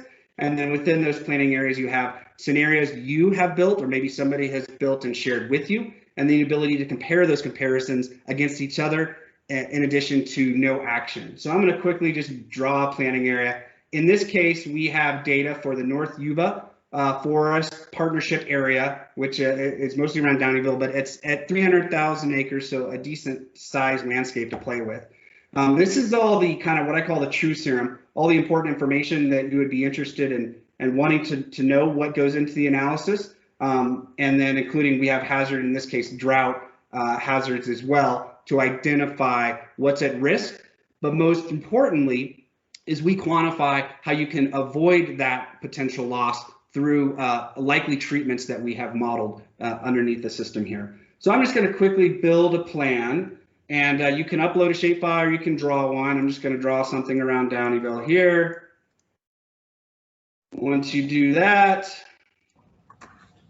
it pops out. And what's cool is you can actually, the underlying hazard information that, again, is updated annually, is re-quantile based on that area of interest that you drew or uploaded.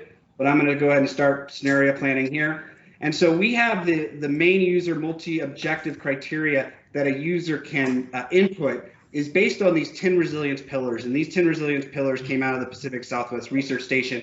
What's great is it gives us a common language of resilience, but it also allows us to maintain our user interface consistently across whatever landscape we go to across any state or nation for that matter. So in this case, because I'm around Downeyville, I'm going to say, you know what, I'm really interested in fire adapted communities, economic diversity, social culture well-being, a little bit of air quality, water security, and carbon sequestration. This other stuff's important, but I'm really trying to find areas that maximize these things that are important to me. So what it's doing right now is it's going to find polygons that maximize the return on investment. And the return on investment in short order is the combination of the loss you can avoid from treatment in conjunction with the ecological benefits of that treatment. And the combination of those two things are what we call restorative return on investment. So as this thing is plugging away, what it's doing is going and finding those areas that can maximize what's important to me, maximize that restorative return on investment. And sure enough, out pops this heat map. And this heat map shows that the higher the yellow, and because we're around an area that has a lot of risk and a lot of things, there's a lot of benefit by doing treatment in here. And I'm going to go ahead and save this scenario, and I'm just going to use my name. However, as we all know, it is unlikely that we would be able to treat all of this, although this is really helpful to identify, okay, well, if this is important to me, I don't need to come here, but I would like to go here. However, I only have, let's say, $1 million, and I can use that $1 million over 3 years. So in this case, I would do 3 projects, and let's say I had only $100,000, just to make it really easy. And in this case, I have 3 projects and $33,000 a year to spend it. And so what happens is now it's going to, using some adjacency function, it's going to collapse those areas and bin them into projects that ultimately get prioritized, again, based on what was important to you. Because this takes about a cup of coffee, I'm going to run over to some runs that I have previously done. In this case, we pulled out 10 projects at about 3,000 acres each. And you can say that each of these projects were developed in order of priority, red being the most important, fuchsia being the least. And then each project identifies some important metrics.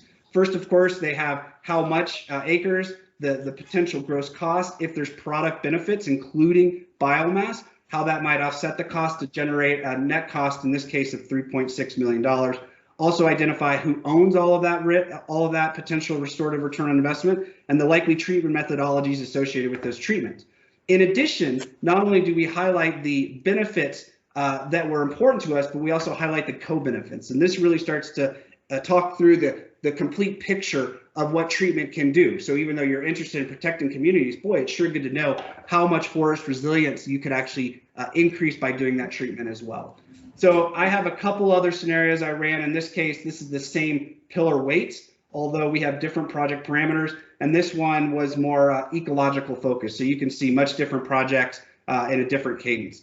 Finally, what we can do is we understand that people may have different interests in different areas. And so you can generate a comparison to understand how that stuff changed. All you do is you drag the scenarios you have created or others have created along with you. You generate that comparison.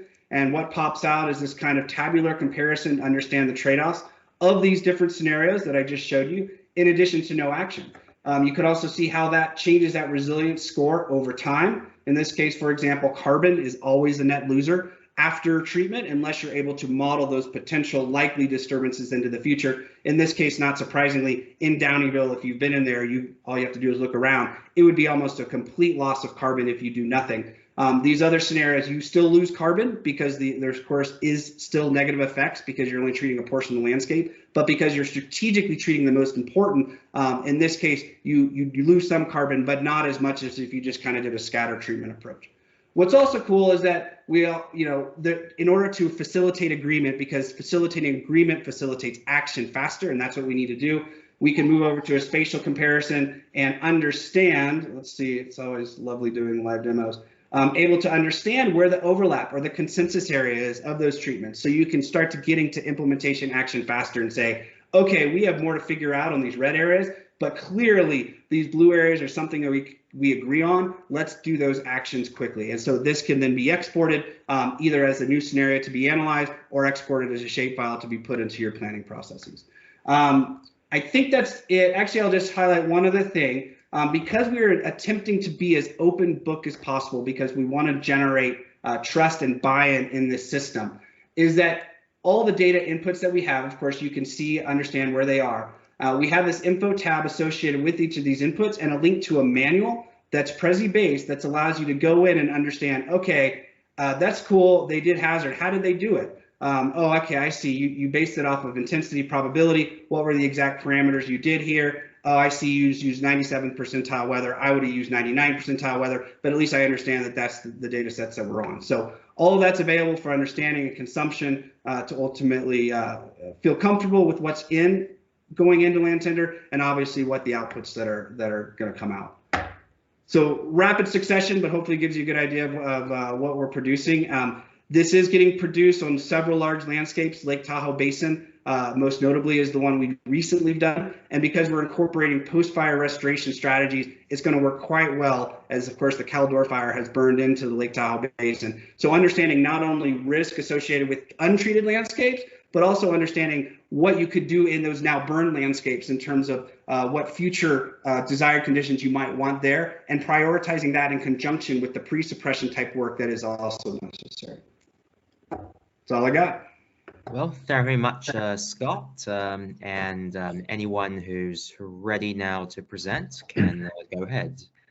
Yeah, I got it. I do have a question though, real quick. Is this a good time to just ask for, or wait till the end? Wait till the end. That's better. So wait till presentation's over.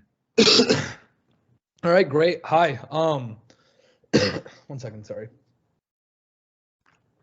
My name is Sudarshan. Most people call me Suds. I'm the founder and CEO of Fion Technologies.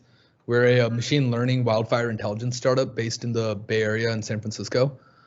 We help governments, insurance, and utility customers and property owners, including wineries, lumber operators, farmers, and factory managers, understand wildfire behavior to make better decisions when dealing with them and save lives, property, and generate profits. Through our partnership with Orbital Sidekick, Michael is here in the audience as well, our intelligence platform is able to identify areas at risk for wildfires and the fuel sources that will cause them. This allows stakeholders to take preventative actions before a fire ever starts. Once a fire does start, we're able to detect active wildfire perimeters within 2 hours through our partnership with Capella Space, which is a satellite imaging company.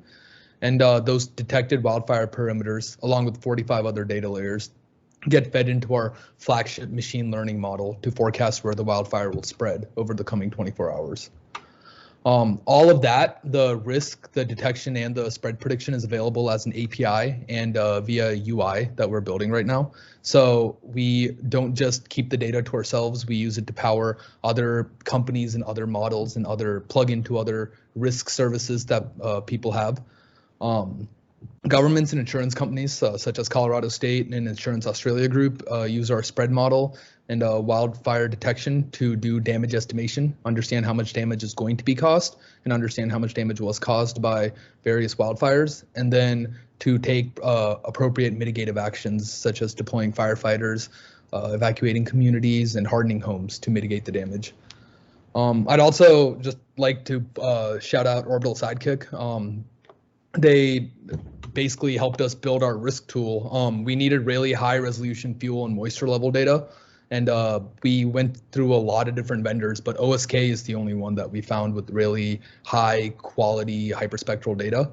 And so they've also been really easy to work with, and I highly recommend reaching out to them if you need anything. If you have any questions, please feel free to reach out to me. My email is suds, S-U-D-S, at fion.tech. And yeah, our goal is to basically be the intelligence layer for all the other wildfire companies and insurance companies and property owners as a whole. Thank you. Well, thank you very much for keeping it relatively concise there, Sudarshan. Sorry, we don't have a UI just yet. We just raised a seed round.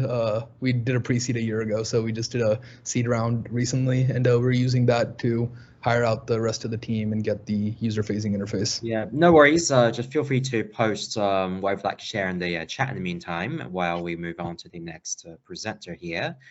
So whoever is ready to either demo or give a quick intro may step forward. Yeah, I'll go first, Michael. Can you let me get a couple of slides that I have set up? And I will yes, share my feel screen. free to post them. We'll keep it short and sweet as well.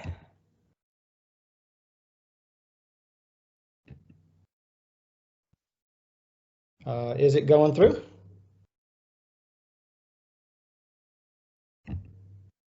Not yet, no. No, I can't see your screen yet. Okay, hold on 1 second. Sorry about this.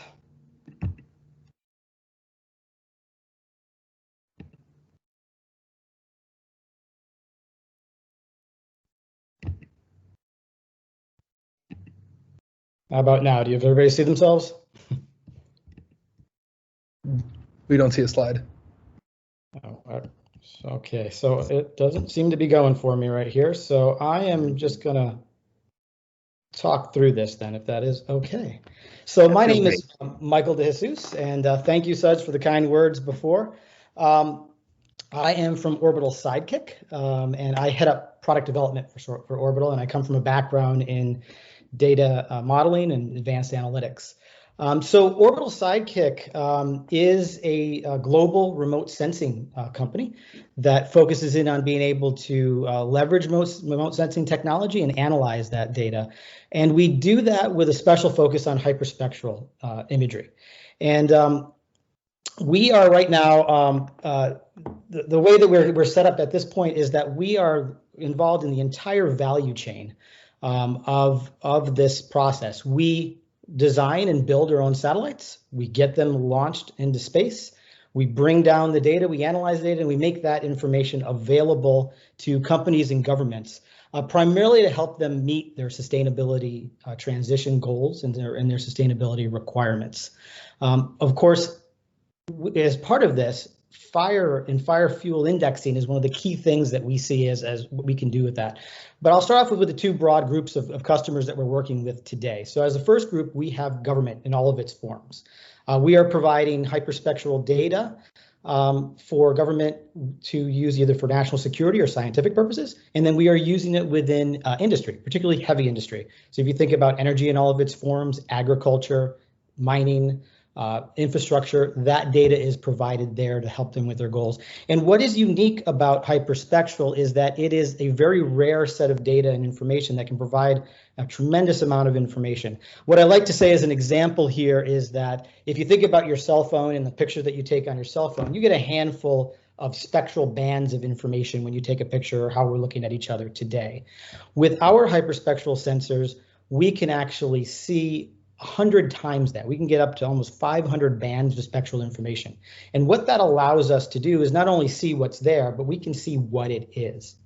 And as an example of what that means, let's say that you're looking at a regular Google Maps picture and you see a dark spot on the ground. You might not be able to tell what that dark spot is. With hyperspectral technology, we're able to tell whether that is mud, just some water that's there, or if that's an oil spill, because we're actually able to see down to the molecular level what it is and the chemical signature that comes off of the reflectance from that. And so that is where we've positioned ourselves, and we are really focused on helping companies reach their environmental health and safety objectives and helping companies and governments reach sustainability objectives. And during that transition process, as I said before, when we get to fire fuel and fire prevention, that has become actually one of the first places that we're starting, one of the first applications that we want to go after. And the reason why is because with hyperspectral, we're able to, we believe, provide a much better set of data around vegetation. So as we know, wildfires are fundamentally related to plants and the plant distributions, their density and their health, moisture, those types of things, all things that we can pick up with hyperspectral. But it is often hard to keep track of vast areas and how do you, and be able to understand what is truly happening there on an ongoing basis. Satellite technology can do that. And Orbital Sidekick launched its first satellite here over the summer. It's called the Aurora satellite. It is allowing us now to be able to start to collect this data that we can now use to be able to put together a variety of vegetative indices that we can use to help build out a better understanding of what is the state of vegetation in key areas of interest, whether that be in areas like California, Colorado, or for other purposes. And so that data that we're collecting today, we intend on being able to bring it together so that we can build out these vegetative indices and make that information available for different companies and partners to use. And so as a starting point, what we're looking at is creating some base maps. And those base maps are going to be information that we can collect at, say, the beginning of a fire season. That is information that we will make available. And then that's the number one thing that we want to be able to do with it. Collect some base information that can be used for scientific purposes, can be used by organizations in academia to really understand where it goes. But the second thing we want to be able to do with that information is plug it into models. Because while vegetative indices are interesting, you can get a lot of information from it, we don't believe that's really the full value of it. It becomes valuable when you plug that data together with weather data, with topography, with historical data, and other sets of information. And so we want to make that data available to be used in that purpose. Our partner Fion here is building out a fire spread model. We want to be able to provide them with that type of data that's going to give them the most up-to-date information on fire fuel, carbon buildup, biomass, and vegetative health, so that they can be able to develop more predictive and better models to be able to understand where the fire risks are as a starting point, and then secondly, to be able to predict where it would go if it began to spread, as Suds was describing. So that's where we sit. That's where we're at right now. We've got our first satellite up. We intend on launching 6 more next year. We're already planned to do that. And so we'll have a constellation available that will be able to do two things. Create these base maps that I just described, and then secondly, we'll be able to go back and hit areas of interest where there's active fire activity within 24 hours and be able to update that information and give further insights into what the vegetative health is in that area, so it can be used by folks on the ground to be able to better predict where that fire may spread next. So all in there. Thank you very much. Now, whoever is next, we have 2 more to go. Hi, I'm Josh. Maybe I'll go. All right. Hi, I'm Josh Harrison, and I co-direct the Center for the Study of the Force Majeure. We're an art science climate group based out of UC Santa Cruz. So we're a little bit different, and I'm kind of a non-technologically focused conversation here. So I'll make it brief, but I think what we're most interested in and what brought me into this conversation a couple years back with Bobby was this question: the high cost of doing nothing. What are we going to do about that? How are we going to live a life where we don't examine our own behaviors well enough to understand that? And that, of course, is tied directly into understanding the full scope of the landscape, of which obviously fire, out of control, catastrophic wildfire is just one symbol of an ecological system returning to balance because, of basically it's overgrown and it's got to cut back. So that then led into a discussion with Bobby about why isn't the insurance industry, which does look out 50 to 75 years, not looking more interventionally to save itself some money? After all, it's as old as we know to say an ounce of prevention is a pound of cure. And so why aren't we seeing that behavior more fully? And what I'm really excited about today and listening to the conversations of a lot of the tools that people are putting together to make that ounce of prevention much more, shall we say, palatable to people, much easier to get to. With that said, what I'd like to maybe talk about, because we look at systems, is a project we're starting to work on in Lake County, which is really about how to give communities control and better agency over how to manage their landscape, specifically with respect to fire. And I'll be pretty brief here, but one of the issues in Lake County, it's 65,000 people. It's the poorest county in California. It has maybe 75% of its landscapes been burned over the last 6-7 years. And we're working with, and this where it ties in, we're working with actually a couple of people even here in the group today, but working with a project out of UC Santa Cruz to build a ground-based sensor system that would, again, we've talked about, we hear a lot about data integration and bringing this material in that would sort of add the ground truth element more broadly. And so where you have a wonderful alliance with both a couple of schools and a couple of one of the native tribes over landscape restoration, and the Humboldt and Mendocino Forest, National Forest is also involved. And we're looking at ways to take the technology, put it in people's hands, democratize the information so that actually the community can come in and become their own, first their own scientists to measure the data, and then secondly, their own analysts to take the models. And I think Scott just showed Land Tender, and Land Tender is one of the tools we hope to incorporate in the high school level, so that we can actually have a number of the 9th and 10th grade science classes become the owners of enough insight and information about the landscape that they're in, so that they can start to become the owners of suggested models for how to behave in the community. So my interest in all of the technology that we have here, and what we're looking to do is how do we put this kind of work into real life situations so it actually makes real life differences for people on the ground, and how do we bring that process and how do we bring the technology, the community insight into a situation where we bring, we like to talk about bring people back into harmony, understand what the businesses are that actually preserve the landscape, that preserve, what kind of forestry we need to do, so that one of the other models we have, so that the actual act of what we're doing, the act of forestry, improves the health of the forest.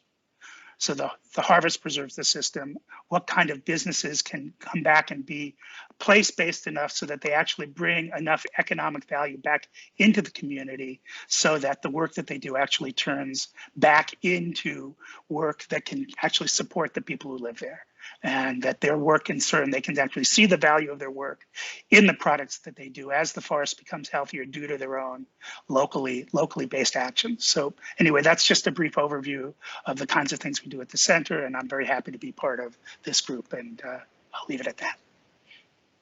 Thank you very much, Josh, and do say hello to Mark Moulton on behalf. All right. Yep. Now, last but not least, we have Kyle yet to present. Kyle, are you ready? Yeah. Hi, everybody. Just want to say this is a great group of participants that kind of cover the entire chain, information chain from, pure Earth observation, satellite constellation operators, to derivative product producers like us, to decision support platforms like Vibrant Planet and Fion, and thought leaders like Josh. I think it's really interesting. So I'll touch a little bit on how we fit in to this whole process at Salo Sciences. So I got a couple slides. This is always hard to do on Teams. Where is it? You know what? That's okay. Don't need the slides. Just talk through it. So Salo Sciences is founded by ecologists with expertise at kind of the intersection of ecological science, remote sensing, and AI and machine learning, computer science. And we're the co-developers and operators of the California Forest Observatory, which you can play with yourself at forestobservatory.com. And this is a statewide map of forest fuels and vegetation fuel loads at both 10 and 3 meter resolution that are produced directly from satellite imagery from Sentinel-1 and 2, as well as PlanetScope constellation. These forest structure and composition data include things like canopy height, canopy cover, base height, bulk density, layer count, and a surface fuel model, which can be used for a number of purposes that are relevant to this discussion. One being land management strategies, planning and monitoring. Where are the trees? What do we need to do with them? And how is that going? How is it changing over time? And on the fire modeling side, some of you might recognize all of these as inputs to process-based fire spread models of kind of the raw thermal family. So they are kind of drop-in replacements for the Landfire fuels data sets, which are kind of the canonical data set for fuels in these wildfire spread models. And we're producing, the point is to improve on those underlying fundamental ecological variables and provide the best quality ones that we can for those purposes. So we're getting accuracy of around 80% of airborne LiDAR, which is kind of gold standard in terms of accuracy and resolution. And in terms of accuracy compared to Landfire data sets, we're seeing something like 200+% better accuracy in terms of absolute mean errors and R-squared values. Some of the specific use cases for this, one, we're producing our own 10-meter resolution annualized wildfire hazard data across the state using a version of FSIM called Elmfire as a spread model, hourly 2020 weather data, and our proprietary fuels layers to provide what we think is the most up-to-date, accurate look at wildfire hazard across the state. That can be used for all different kinds of things like pricing insurance, prioritizing treatments, understanding danger to communities, et cetera. On the structure side, we can use our 3-meter high-resolution structure products to identify defensible space compliance and encroachments. It's risk to utility grids, strike tree risk to other infrastructure, and a whole host of other use cases that have to do with where vegetation is and what are the characteristics. Currently offering this in California, Oregon, and Washington will be online in a month, and the rest of the Mountain West region, so full Western US coverage in the next 5 months. And so, yeah, here to offer expertise on fuels data and remote sensing technology surrounding that, and also the production of wildfire hazard data. Excellent, thank you, and you're welcome to leave any links to any slides or any demos in the chat while you're at it. So now let's move on to some the Q&A session. So let's start with Sudarshan. If you had a question earlier. Sudarshan, you mentioned you had a question earlier. Looks like his video's frozen. Okay. Yeah. All right. Let's. I just readmitted him. Yeah.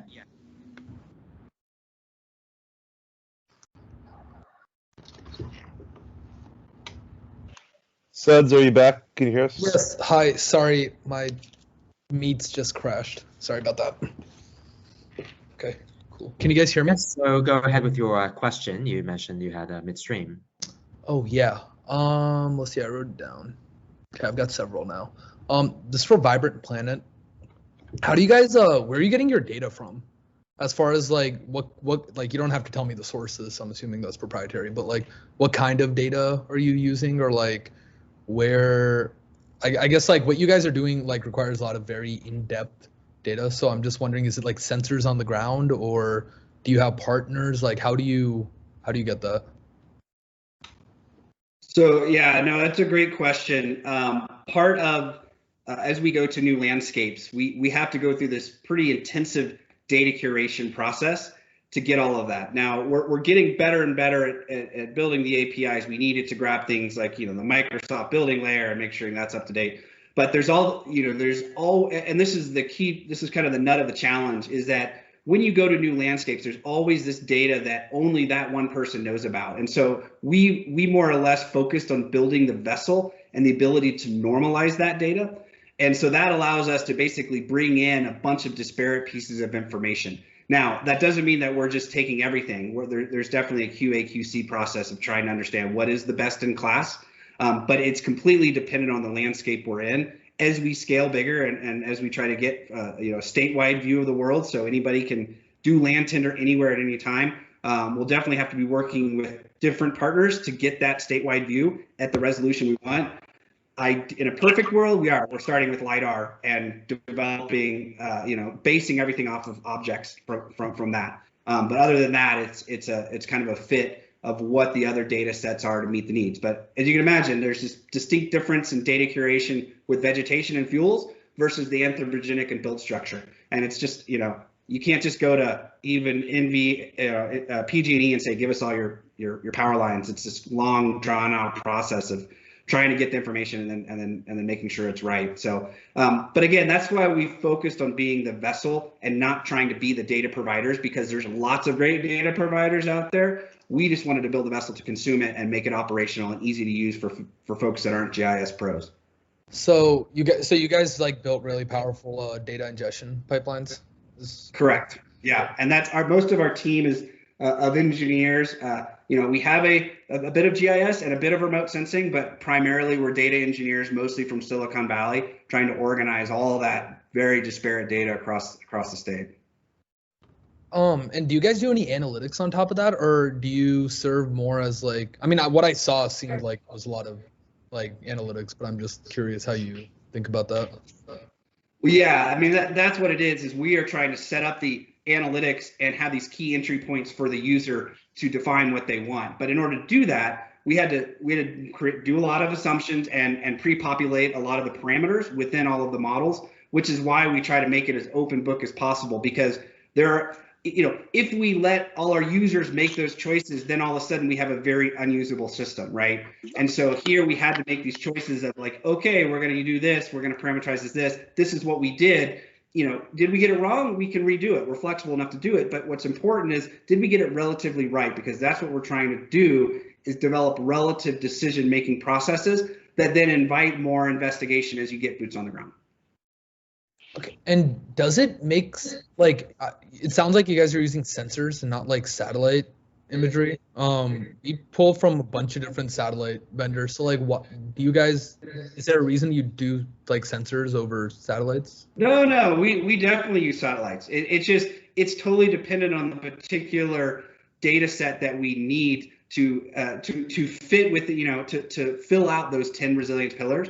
But, you know, we shy away from trying to go directly to sensors. We try to partner with the data providers that are taking that sensor information and making it into what, you know, a fuel scape or a you know, a nest site, right, that has value, or carbon. Again, all trying to, we're trying to work with those folks instead of directly generating these remote sensing data outputs. Because as we just saw, there's a lot of great researchers and data scientists out there that are doing it. We don't need to recreate that way. Okay, thank you very much. Let's see. We have a question in from Carl Welty, also directed at Scott, though other panelists are welcome to jump in, asking about work with Native American tribes and habitat restoration. He's working in Orange County, California. And we'll take the batch. And in the meantime, before we let the panelists, Michael Kleeman, you have your hand raised. Would you like to make your intervention? Yeah, just a couple of questions. One is for Scott. How much are you doing in terms of scaling, normalization across these data, and then also the data that all of us are seeing in this fire space comes over a pretty broad temporal period. And so fuel load data from 2 years ago and fuel load data from 6 weeks ago are going to be really different in terms of their relevance and precision. I'm with the Wildfire team at UCSD, by the way. So as you know, we do a lot of work. We do a lot of work on fast attack, and we've been pretty successful, and the data is the key thing. We have a data commons project to try to normalize these data, and I'm just curious how you deal with that. And then also for Michael DeJesus, how will your data be made available, and at what scale and what temporal periods are you looking at once your constellation's fully up? Thank you. Okay, and we're those are just two. So those on the panel, you're welcome to respond.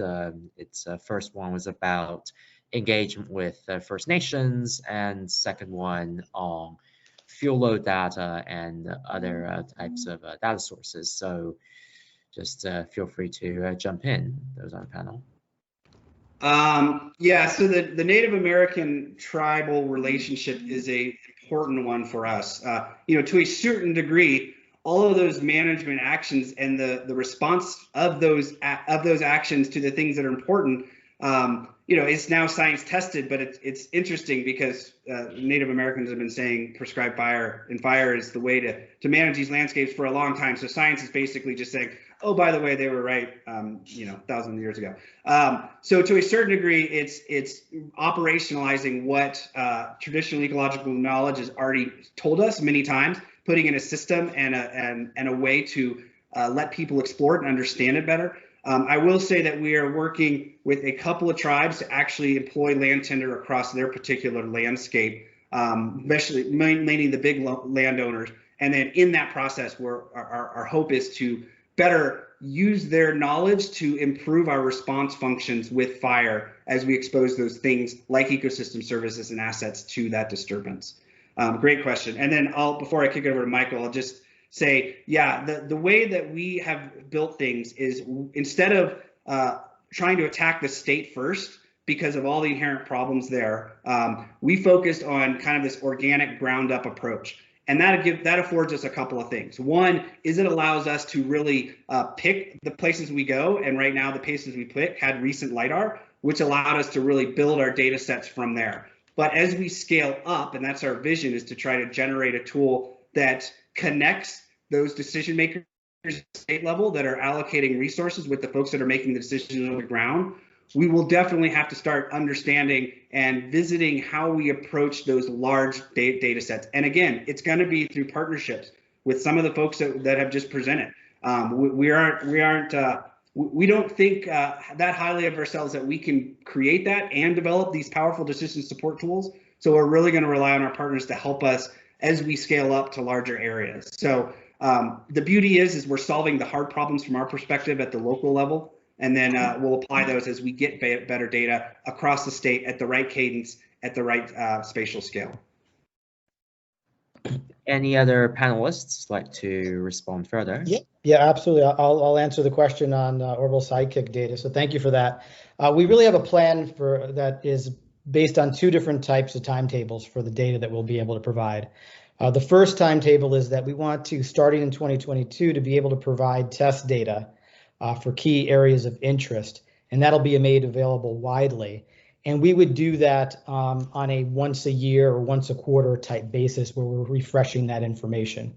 And it's meant to actually go out and create that base of knowledge and make sure that we're providing the right kind of information. Hyperspectral data cubes are huge, they're large, so we need to be very very strategic in how we go about developing those base maps.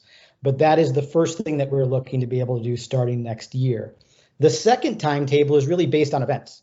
So if there is something that is happening or an area of interest that further data is needed in the moment, we can task satellites. And once our full constellation is up, we'll be able to do that rather quickly, be able to add additional data into the mix. So you're talking 1 to 2 days at the most to be able to get some additional information on key areas that we may want to learn more about. So that's how we're planning to do it with the data timetables.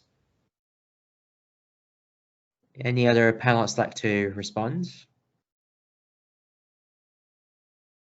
Okay, then next we have a question. First, we have a question in chat from Dusan about whether your data to any of the panelists contain any type of hydrological and soil maps. And then Michael, you had another question. Okay, so I'll just leave it there. Just a question about explain what your data contains, what sources you're tapping into, hydrological and soil conditions. So any one of you feel free to respond.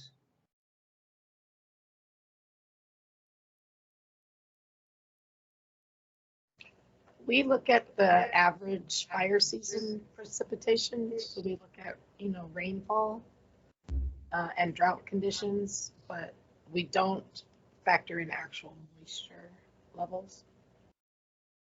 And yeah, for at least the North Yuba, again, we're a bit agnostic to what ultimately comes in. But in North Yuba, we did take advantage of hydrological data sets that were produced by Yuba Water Agency, as they were one of the main funders of the project.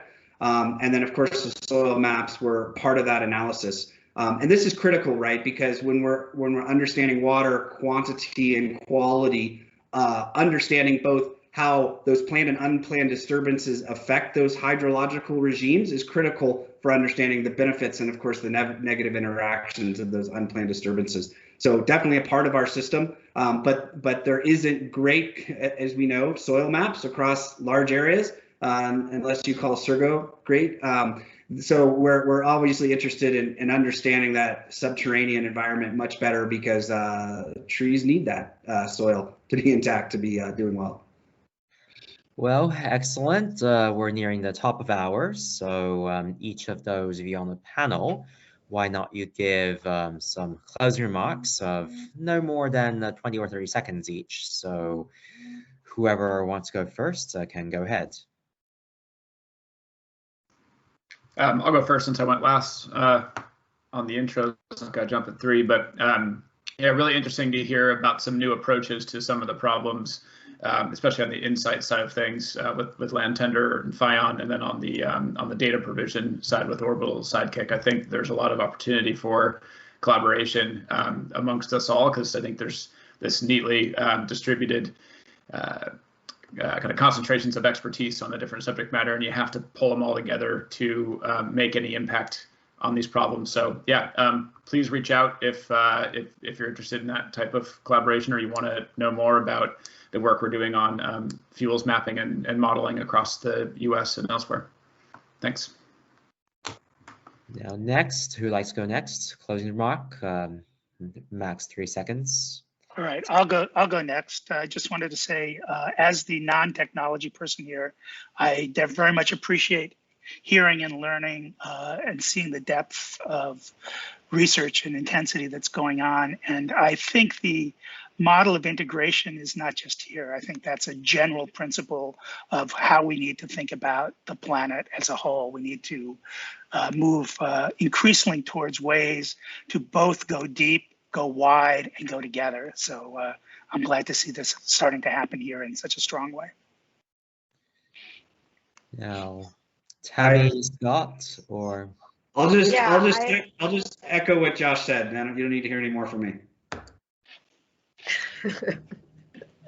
Yeah.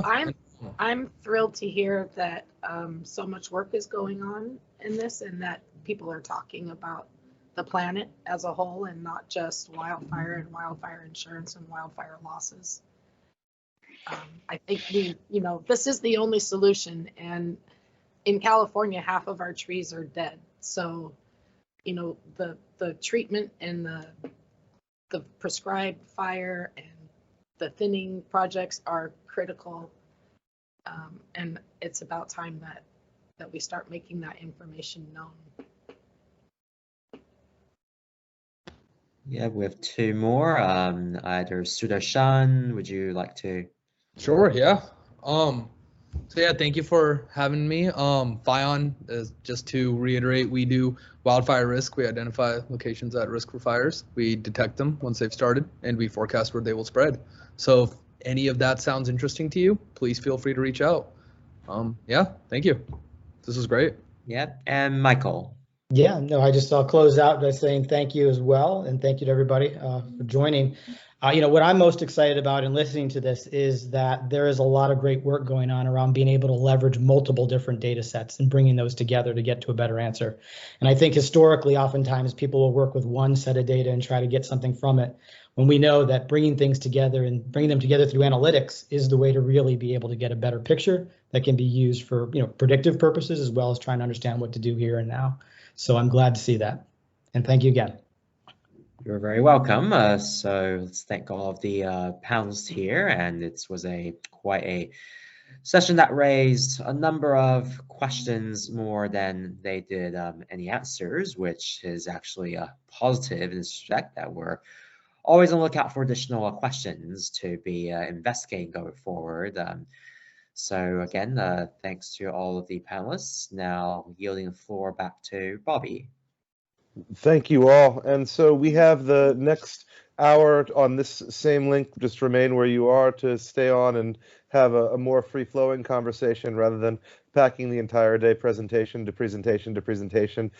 Minute to minute, we thought that creating an hour here would be helpful to continue the conversation. Likewise, after that, because nature is also good to spend time in, we're caring about wildfire prevention, but also spending time in nature is useful. So we thought the last 2 hours of today's event we've hosted on Clubhouse. So that's going to be transitioning in 55 minutes at 4 o'clock. But I'll open the floor now for the free-flowing section of today. And I just want to thank everyone here for collaborating on this interdisciplinary challenge of catastrophic wildfire prevention together today. I'm curious how we get general citizens to be as passionate about this subject as we are. Everybody seems to think it's not their problem, right? So that's my challenge. Yeah, until it gets to their doors. Right. That's very compelling argument.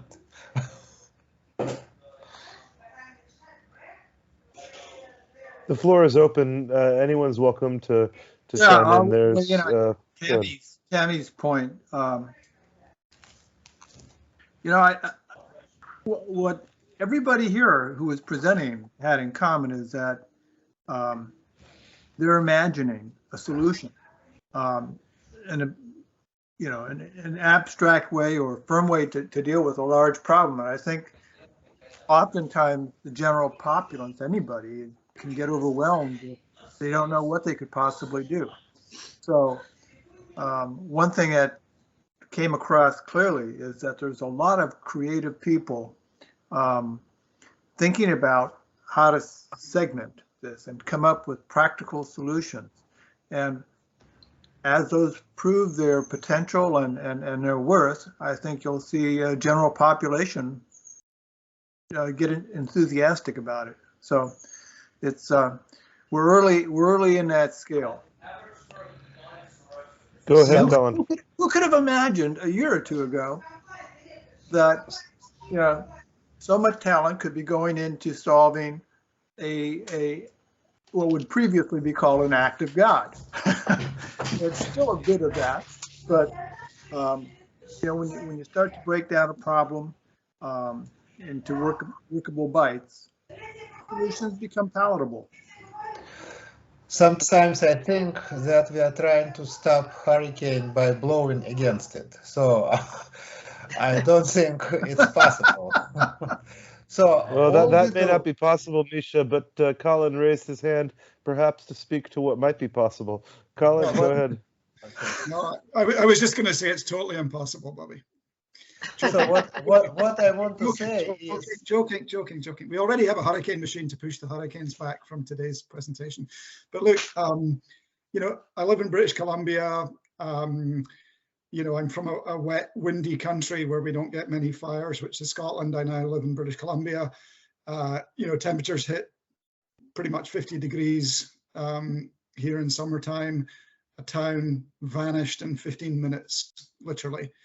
So it's easy to say, and just to caveat everything, if we don't solve climate change, and by that I mean at least a 50–60% GHG cut by 2030, there's no amount of technology, machinery, goodwill, voluntary, there's nothing can stop things disappearing. However, let's assume that that's going to happen, however naive that might be. And work from what could we do for a time, and to come back to, I can't remember the lady's name that asked the question about community engagement, but this summer when the town of Lytton disappeared in 15 minutes, the mayors from the majority of the interior British Columbia towns went live on television and said, we cannot live like this anymore. Our citizens love being forest towns. We have forests all the way around our town apart from where the lake is, and the forest encroaches into the town. We can't live like this anymore. There will be a small percentage of the population, probably not COVID vaccinated, probably who are climate change deniers, who will deny the need to do anything. There's a developer from an expensive, posh community just outside of town where the half of the community in that, think of it almost as a gated community, half of that community forced through, we call it up here, fire smart, clearing and brush removal and things like that. The developer is refusing to get the other slope over the other side of the road done because he doesn't believe fire smart works. So there's going to be, in any change, there's going to be a recalcitrant, ignorant, lowest common denominator group within the community.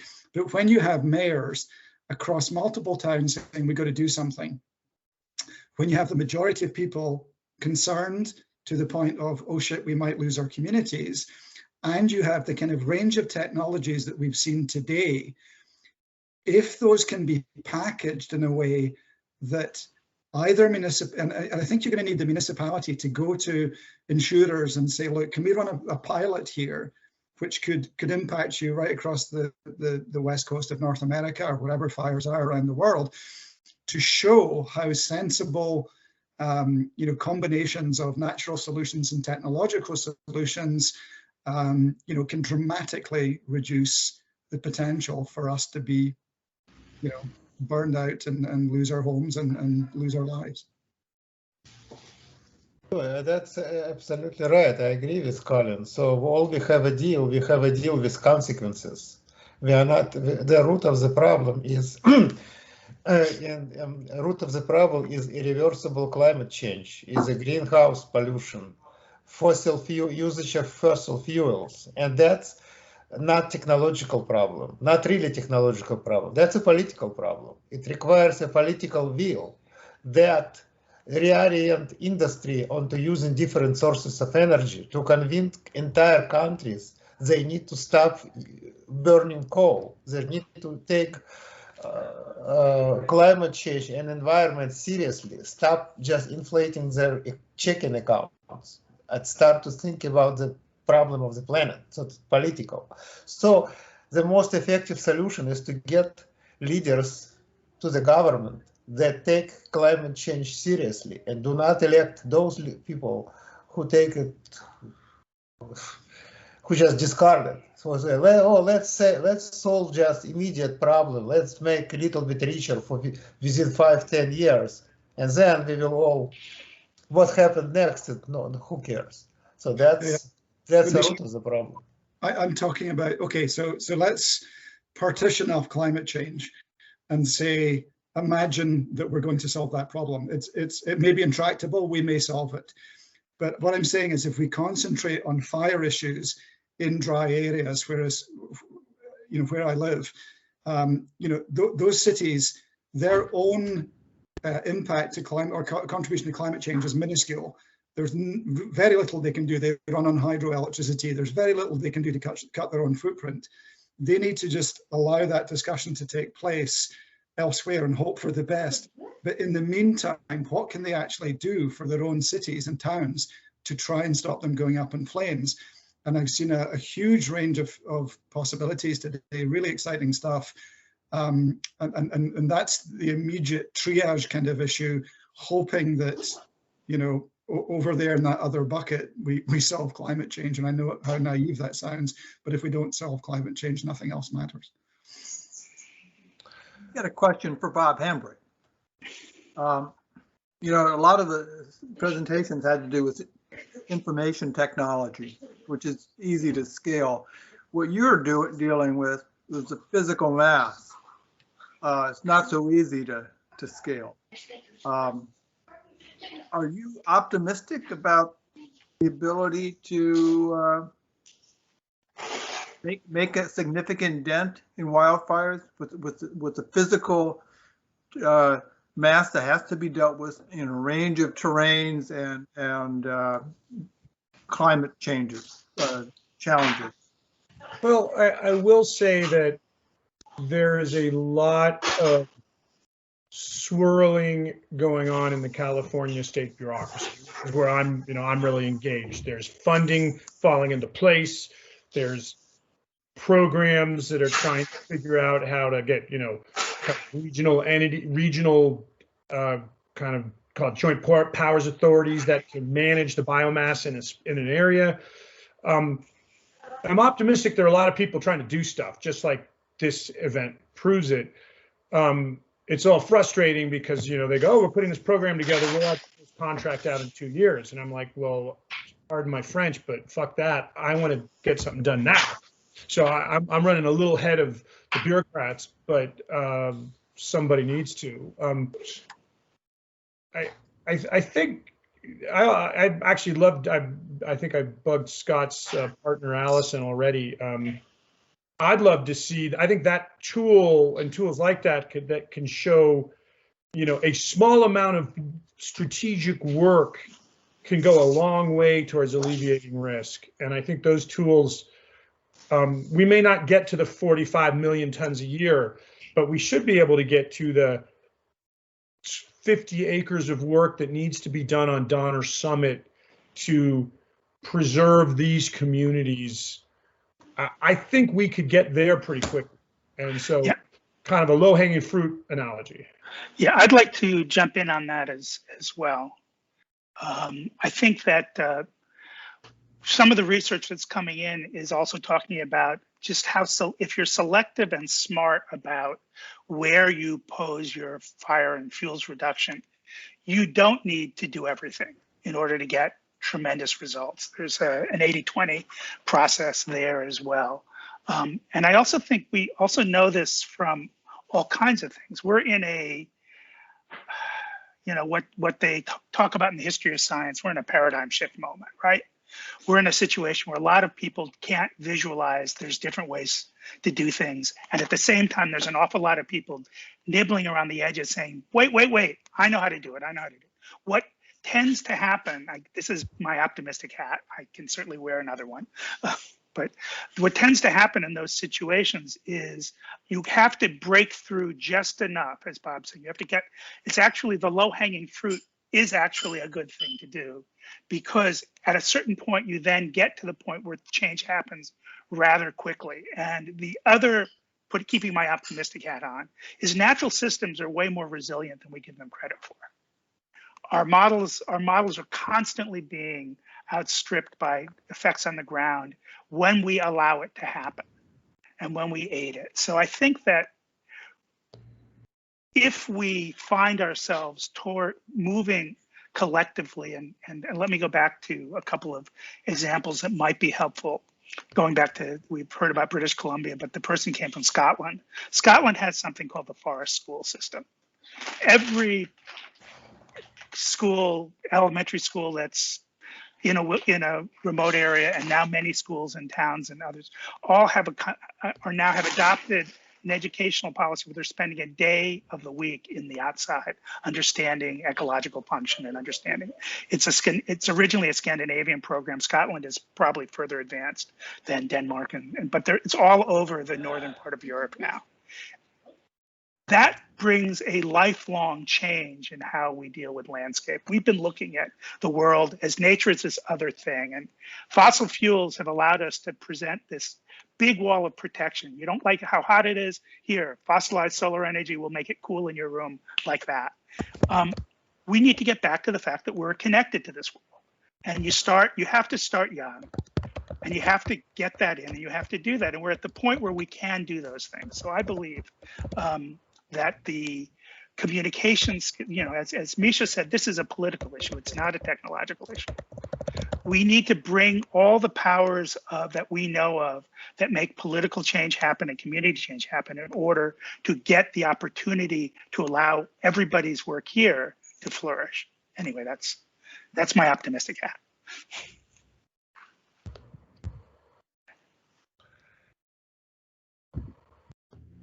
I love it. I think the optimism's exactly right, but we earn the optimism through the realism and the collaboration that makes that feasible.